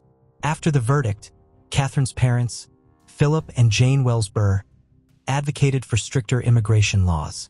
They believed that if the UK had more stringent immigration rules like the US, Raffle Novak would not have been allowed entry. Raffle had previously been convicted of assaulting his wife in Poland. Philip and Jane, who divorced after Catherine's death, blamed the European Union for the UK's lenient immigration policies. Jane stated that the UK does not thoroughly check people entering the country. She was unaware of Raffle's previous assault charge in Poland and believes the government needs to prevent individuals like Raffle from freely entering the country. Following the verdict, Catherine's mother paid tribute to her daughter, describing her as a beautiful, determined, and hardworking individual who earned a first-class degree from the University of Bath Spa. Catherine's family expressed their devastation and loss, stating they were proud of her accomplishments and had no idea how to move forward without her. They believed she had great potential and a promising life ahead, but it was cruelly taken away from her and her loved ones. John Paul J.P. Miller married Allison Miller on February 26, 2000, and they had 5 children together. J.P. had a deep love for Jesus, which led him to start working as a pastor when he was around 20 years old. In 2006, he began holding church services in a library, attended only by his family and a few close friends. After some time, JP construed his own church. When JP was 28, he met Micah, who was just 14 years old at the time. Micah and her family moved to Myrtle Beach in 2008, and that's where Micah and JP met at his church. Micah even worked as a babysitter for JP and Allison. JP and Allison's marriage started having serious problems when Allison accused him of having relationships with minors and being addicted to prostitution. The church urged JP to get therapy, but he refused. Despite these serious accusations, he kept preaching as if nothing was wrong. This caused some members of the congregation to leave because they couldn't reconcile his actions with their Christian beliefs. In 2015, JP and Micah began a secret relationship, although it wasn't really a secret because Allison eventually caught them in the act. JP and Allison's marriage ended in divorce in 2016. The following year, JP proposed to Micah, and they got married in his church, with JP officiating the ceremony himself. After they got married, things started to get worse. Micah revealed that JP began abusing her in every possible way, sexually, financially, and emotionally. Despite this, they stayed together and even went on mission trips to countries like Ethiopia and Mexico. Their religious beliefs didn't allow for divorce, and it seemed like Micah was determined to make the marriage work until she just couldn't anymore. By November 2022, things had become unbearable. Micah left to stay with her family because she couldn't take it anymore. JP sent her an email saying that when someone hurts him, he retaliates instead of forgiving. When Micah decided to move in with her sister, JP threatened both her and her sister. In February 2023, despite all their issues, JP and Micah signed a prenuptial agreement 6 years after getting married. At that time, they were living in the church, which was excluded as a marital asset if they got divorced. Basically, if they divorced, Micah would get nothing. The agreement also stated that neither of them would talk about the church's internal matters or publicly discuss their problems. On October 8th of the same year, Micah filed for divorce, but the case was dismissed because they said they wanted to give their marriage another try.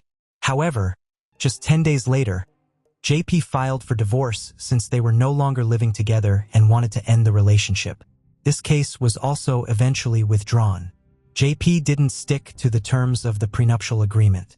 During his sermons, he often talked about the problems he was having with Micah, telling the congregation that she had mental health issues. Many church members, seeing how JP was talking about his wife, felt sorry for Micah and offered her their support. By this time, JP had already set his sights on another woman. He openly said that his plan was to pray, get rich, and find himself a hot woman. JP also claimed that his enemies had tried to harm him, referring to Micah during their heated arguments, but he said it didn't bother him at all. He claimed to pray for them, hoping they would find repentance, but insisted that their actions were not against him, but against the kingdom of God. In February 2024, Micah was admitted to a mental institution. On the day she was set to be discharged, the doctors and nurses informed her that her husband had taken her wallet and car keys. When Micah was finally released, JP was nowhere to be found, and her car wasn't where it had been parked. She called the police to report that her husband had stolen her belongings and had been manipulating her since they met, making her appear insane. The police contacted the pastor to get his side of the story, but he simply told them that his wife was mentally unstable, that she had an episode like this every year lasting about a month, and that he wouldn't return the car until this phase passed because the vehicle was marital property, not solely hers. There wasn't much the police could do, as no crime had technically been committed and they weren't divorced. Throughout the story, it becomes clear that the relationship between the two was severely strained, with JP constantly slandering his wife and portraying her as mentally ill, something that must have been infuriating for her. If things were bad before, they were about to get much worse. Then another episode happened and Micah had to call the police again. Someone had slashed her tires. When she took the car to the shop, they discovered a system installed that slowly deflated the tires, something that could have caused a serious accident if she hadn't noticed it in time. But that wasn't all. A GPS tracker had also been installed, allowing someone to monitor her every move.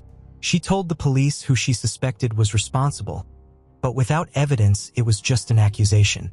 Later that day, While she was at a gas station, her husband showed up. She told him she didn't want to talk and asked him to leave her alone. He reacted violently, threatening to post a topless photo of her on Facebook, to which she replied that she would press charges if he did. Micah recorded the entire interaction. The pastor left, but he continued to follow her. Micah called the police again, and an officer met her at her location. While she was explaining everything that had been happening, she received a call from an anonymous number. The officer told him to leave her alone, to stop contacting her, and warned that if he didn't, a restraining order would be issued. Micah told the officer she feared for her life, explaining that since she was 14 years old when they first met, he had been trying to control everything she did, including whom she spoke with, to mold her into his way of thinking. Later that same day, Micah contacted the police again, this time requesting a restraining order. The officer met with her again and confirmed that a GPS tracker had indeed been installed to monitor her movements. And as they were talking, JP appeared. By this point, things were seriously deteriorating. Micah called the police multiple times, yet nothing was done, and JP continued to do as he pleased, stalking her, installing a GPS, deflating her tires, and behaving as though he had absolute control over her. Some days later, Micah posted a video on her Facebook account. In the video, she urges people in abusive situations to share it, hoping it might help someone.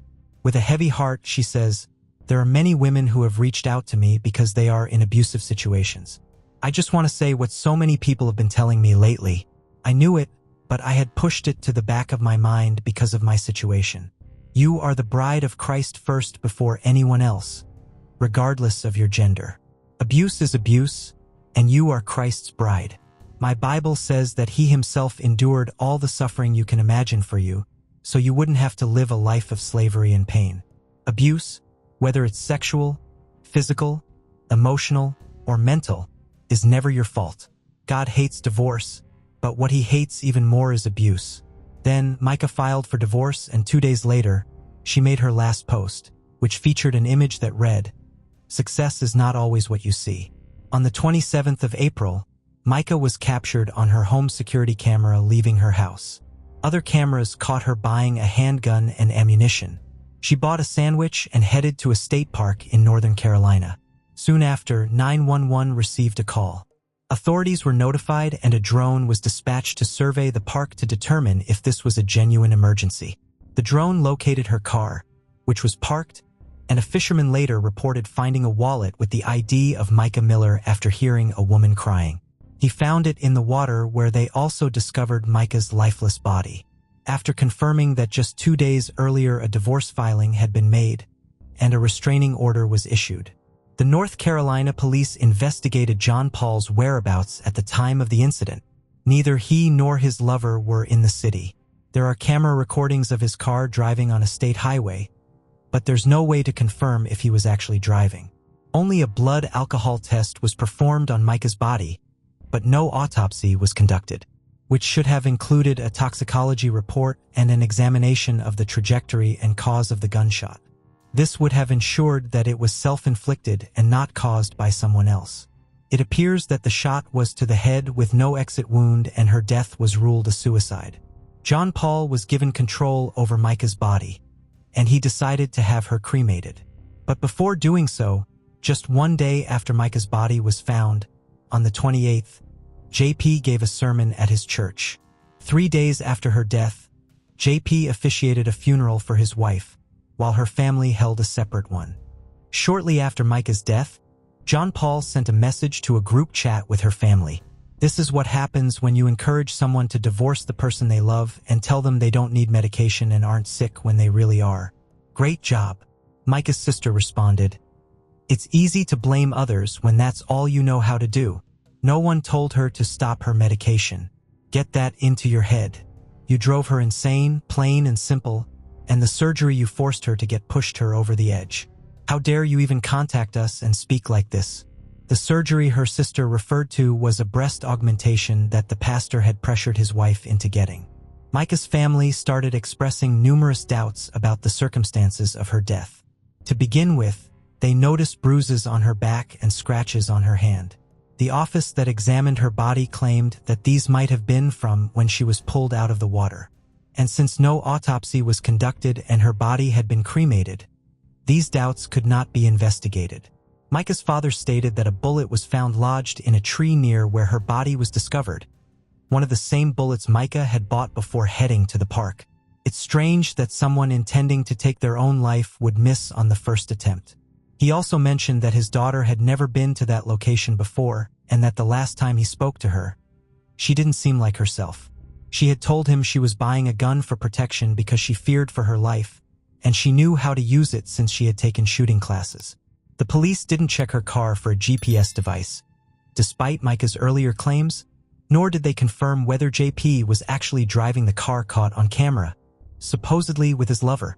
Incidentally, this is the same lover JP tried to cheat on with a waitress, to whom he left a $20 tip along with his phone number. Micah's family claims that the voice in the 911 call didn't sound like her.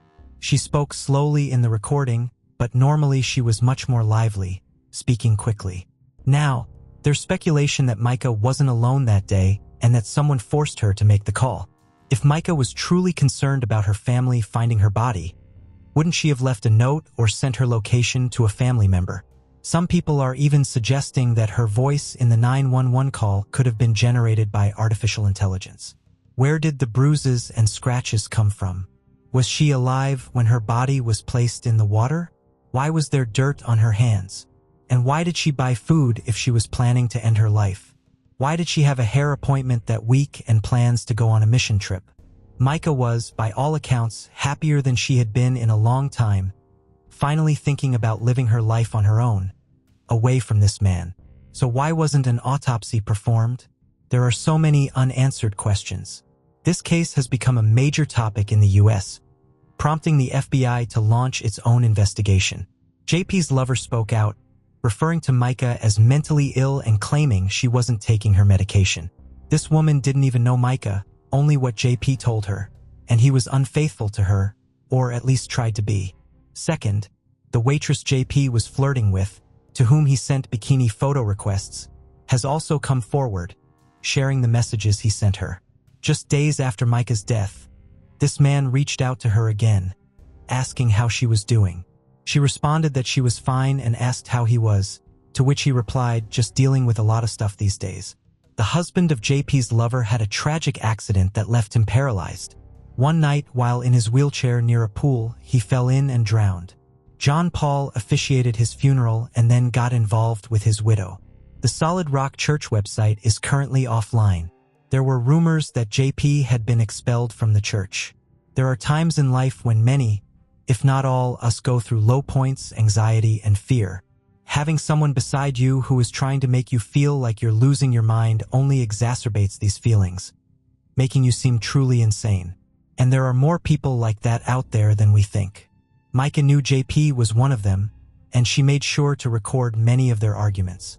She even told her sister, "If I ever disappear, I didn't do it. It was John Paul." Take a look at this photo. It shows Rexford Lynn Keel Jr., better known as Lynn Keel, and his wife Elizabeth Bess Edwards Keel. They were married for over 20 years. In 2005, Lynn worked as a truck driver, and Elizabeth was an employee of Microbac Laboratories.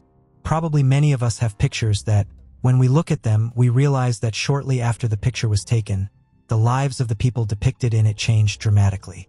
These words can be fully applied to this one as well. Lynn and Elizabeth lived in this house, which is located in Nash County, North Carolina. As you can see on the map, the place is quite secluded. As 2005 drew to a close, Lynn and Elizabeth, like many people, were making plans for the next year. But on January 1st, 2006, trouble came to their house. It was cold and the steps outside the house were covered in ice. As Elizabeth was leaving the house, she slipped and fell, hitting her head hard on the corner of the concrete steps. The injury she sustained was fatal. The medical examiner who performed the autopsy concluded that Elizabeth had died from a blunt force trauma to the head, and her death was ruled an accident. For her husband, relatives, colleagues, and friends, Elizabeth's sudden death was a great shock. She was only 42 years old, About 1 year passed and Lynn Keel decided to move on. He was no longer a truck driver, but worked in real estate. In 2007, he visited Latin America in a work-related visit. On that trip, Lynn, who was 45 years old at the time, met Diana, who was 19 years his junior. Diana was from Bogotá, Colombia. She was strikingly beautiful, kind, and a single mom with a daughter. The relationship between them quickly developed. And with her thoughts of the American dream, Diana moved to the United States. She and Lynn began living in his home in Nash County, where about a year earlier, his wife Elizabeth Keel had died in an accident. It wasn't long before Diana and Lynn were married, and a short time later, the couple had a son named Max. In 2017, Diana graduated from Nash Community College. That same year, she began working as an emergency room nurse at Wilson Medical Center. The first few years of their life together were nothing special, but over time, their relationship began to deteriorate. Diana told her close friend that Lynn was an overbearing man who spoke sharply to her and very often verbally abused her. The atmosphere in the house was almost always very tense. Lynn would not allow Diana to be alone with anyone for long periods of time. She began to think about divorce, but she was afraid of her husband because he threatened her. He manipulated her with the baby. He threatened her and told her that if she left him, he would deport her and that she would never see her son again. Diana put up with it all because her children came first for her, but everyone's patience comes to an end sooner or later. In 2019, Diana's daughter Laura was 18, a graduate of Southern Nash High School and a freshman at the University of North Carolina at Wilmington, and 10-year-old Max was living with his parents. As I said, Diana worked as a nurse at Wilson Medical Center. She was loved and respected by patients and colleagues alike. On March 7, 2019, Diana's mother, Esperanza Prada, who lived in Colombia, received a message in which Diana wrote, "Mom, I love you very much." The message came completely out of the blue. Esperanza knew her daughter didn't have a happy marriage and that she wanted to divorce her husband but was afraid of him. It was only 3 days after that and Diana's daughter, Laura, sounded the alarm. On March 10th, she tweeted out a plea for help to find her mother. The message said, "Is insane.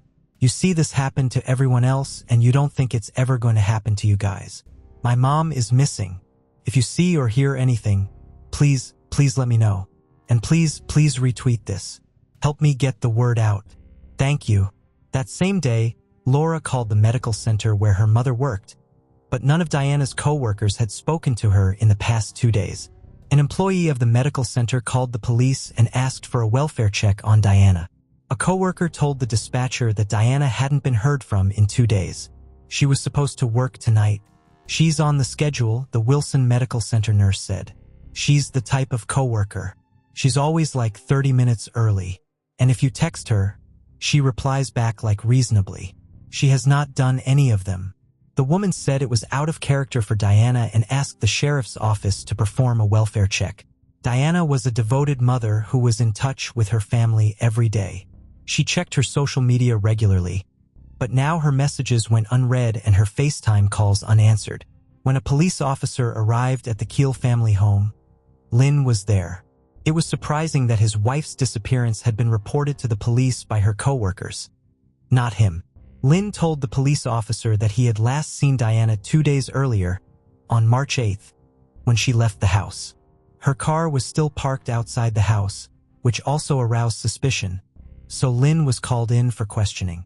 When questioned, Keel, 57, said his wife had gone out to run some errands and hadn't returned.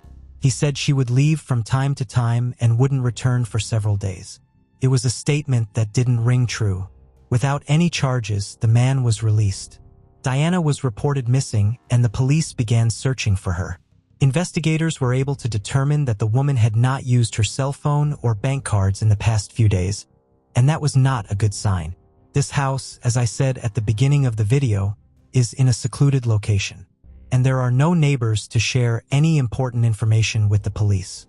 Nevertheless, detectives learned that on the morning of March 8th, the couple was seen having a heated argument on their front porch.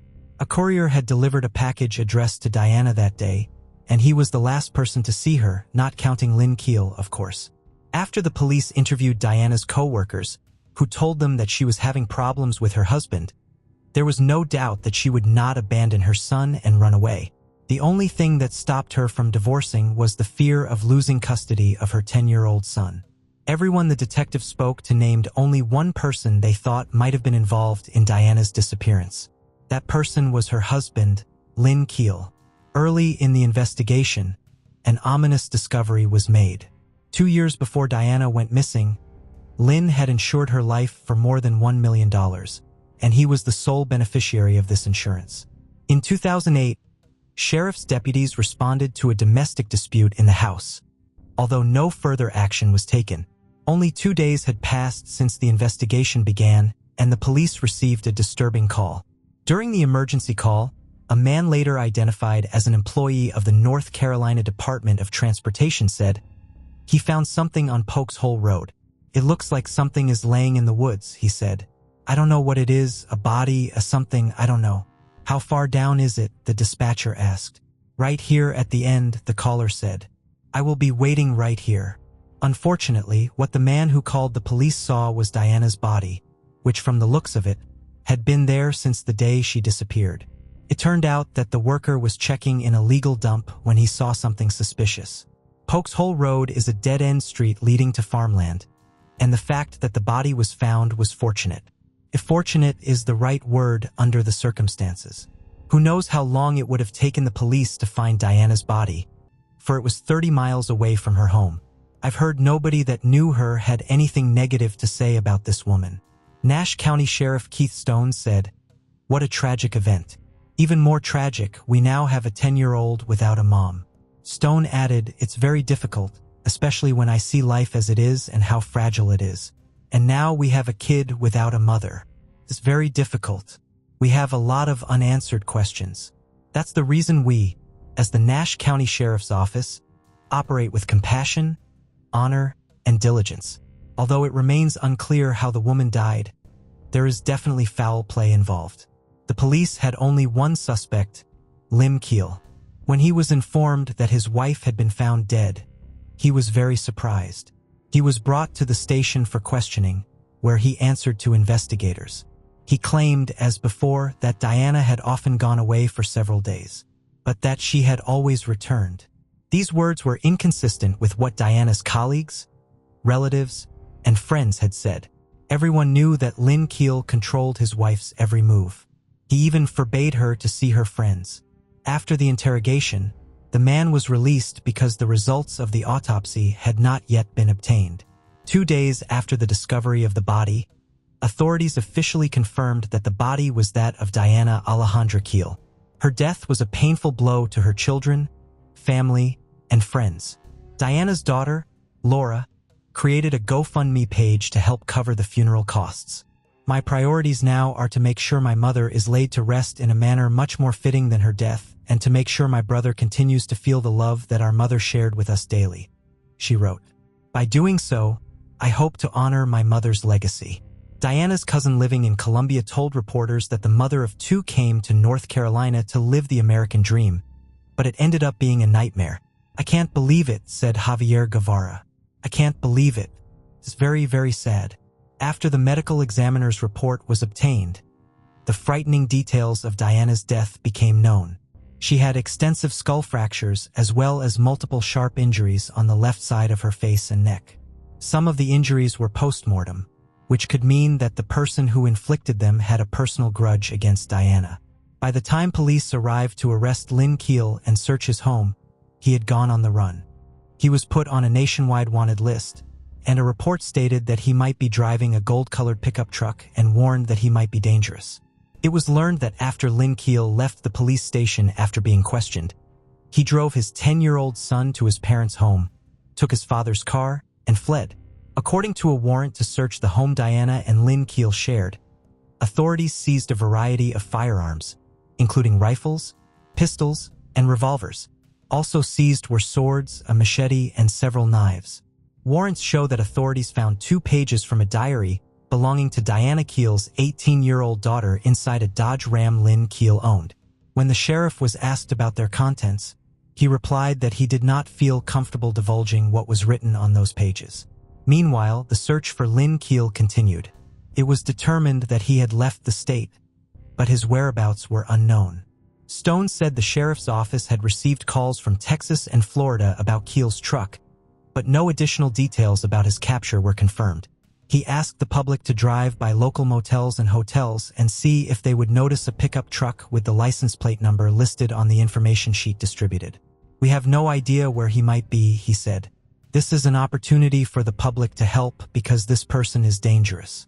On March 17, 2019, 5 days after Diana's body was discovered, Lynn Keel was seized by Arizona State Police 34 miles from the U.S. border with Mexico. He was in possession of a large sum of cash and a large quantity of various canned goods. He was allegedly planning to cross the border and escape into Mexican territory. After his arrest, Lynn Keel was airlifted to Nash County, where he was charged in connection with the death of his wife, Diana. Experts believed she was still alive when she was loaded into her own SUV, driven into the woods, and left for dead. Lynn Keel was therefore also charged with kidnapping. When searching the house, forensic investigators found overwhelming evidence that the attack on Diana took place in the bedroom. According to the prosecutor, after taking Diana to a remote area, Keel went to a local Walmart where he bought cleaning supplies, with which he tried to cover up evidence of the crime. After he was arrested, Diana's daughter, Laura, wrote the following words on her Facebook account. "I know everyone has a certain feeling towards what my stepdad did to my family. However, I beg all of you not to spread hate. My brother has such a pure heart that he doesn't need to see that hate. We all need to focus on how wonderful my mother was to heal us as best we can." The brutal nature of the crime and Keel's subsequent flight from justice drew local, state, and national media attention to the case.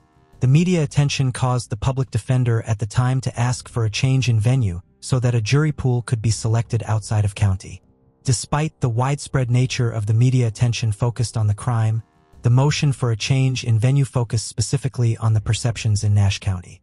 The media coverage included, among other things, press conferences by the Nash County Sheriff, many written articles in local newspapers, online articles, television coverage, as well as social media discussion. Discussion in the media included speculation surrounding the passing of the defendant's previous wife, the motion stated. The state objected to the motion, but did note that the state had concerns over efficiency and a waste of resources and time should a trial begin in Nash County, and then be required to be transferred to another venue after the trial process begins in Nash County, the motion stated.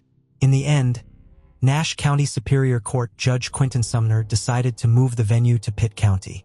In the document outlining his decision, Sumner stated that there exists in Nash County a prejudice against this defendant, so that he cannot obtain a fair and impartial trial within Nash County. In October 2021, Rexford Lynn Keel, 59, pleaded no contest to the charges against him to avoid a lengthy trial. A no contest plea, similar to a guilty plea, means that the defendant accepts responsibility for the charge. Keel pled to second-degree murder and first-degree kidnapping. Keel's defense attorneys asked that the judge takes into account that he has been experiencing kidney failure and has been incarcerated for the past 2 years. But at sentencing, Diana's mother reminded the court of the reason her daughter was no longer alive. She said she wanted to tell women that if their partner was abusive, they needed to run. "Don't stay there," she begged as she asked the judge for a severe sentence. "I want you to have the same compassion for Keel that he had when he killed her." Diana's cousin released the following statement from all of Diana Alejandra Keel's family. "We want to extend a huge thank you to all law enforcement involved in apprehending and bringing Lynn Keel, the suspect in Diana's murder, to face justice. I want to express the immense gratitude our family has felt, including the true empathy from the Nash County Sheriff's Office, along with so many heartfelt messages of support and love since this nightmare began. We know Diana Alejandra has been seen by the public for the amazing mother, daughter, sister. Thank you so much for your continued support." Lynn Keel did not say what the motive for the crime was. Perhaps he learned that Diana was meeting with a lawyer and wanted to begin divorce proceedings. We should also not forget the insurance policy worth more than $1 million. Under the plea agreement, Lynn Keel was sentenced to between 32 and 41 years in prison. But that's not all. Police had questions relating to the death of Lynn Keel's first wife, Elizabeth. Was her death really an accident? Her family said they always had questions about her death. In a statement, Elizabeth Keel's family said they have always questioned Bess's death and feel deeply saddened that another life has now been taken. We're going to work all the leads on that, and we're going to go back and look at the information we had on the first incident reports, Stone said. We're going to talk with the district attorney's office. It's something that we need to be looking at. Elizabeth Keel is buried in a family plot in Spring Hope. Stone said right now he is working with a pathologist and going over all of the evidence, who said there is a strong possibility they will exhume Elizabeth Keel's body. Dr. John Butts was the chief medical examiner in North Carolina for 24 years. One would only go to exhume a body if there was some question that wasn't addressed at the time that could be addressed by re-examining the remains. Butts said, according to him, there have been many cases in his career where a death deemed accidental turned out to be murder. Someone falls off of something and was killed, and then additional information turns out that they didn't fall. They were pushed, and there would be no difference in examination. We'd have the same findings, but of course now the circumstances leading up to why it happened have changed. Butts said, no new information related to the death of Elizabeth Keel has appeared over the past 2 years. We can assume that authorities have found no reason to reopen the investigation and exhume the body, but it is possible that we will hear more about this case in the future. Thanks for diving into another mystery with us. If you enjoyed unraveling the clues and chasing the truth, don't forget to hit that subscribe button and give us a thumbs up. Your support helps us bring you more thrilling cases and deep dives into the unknown.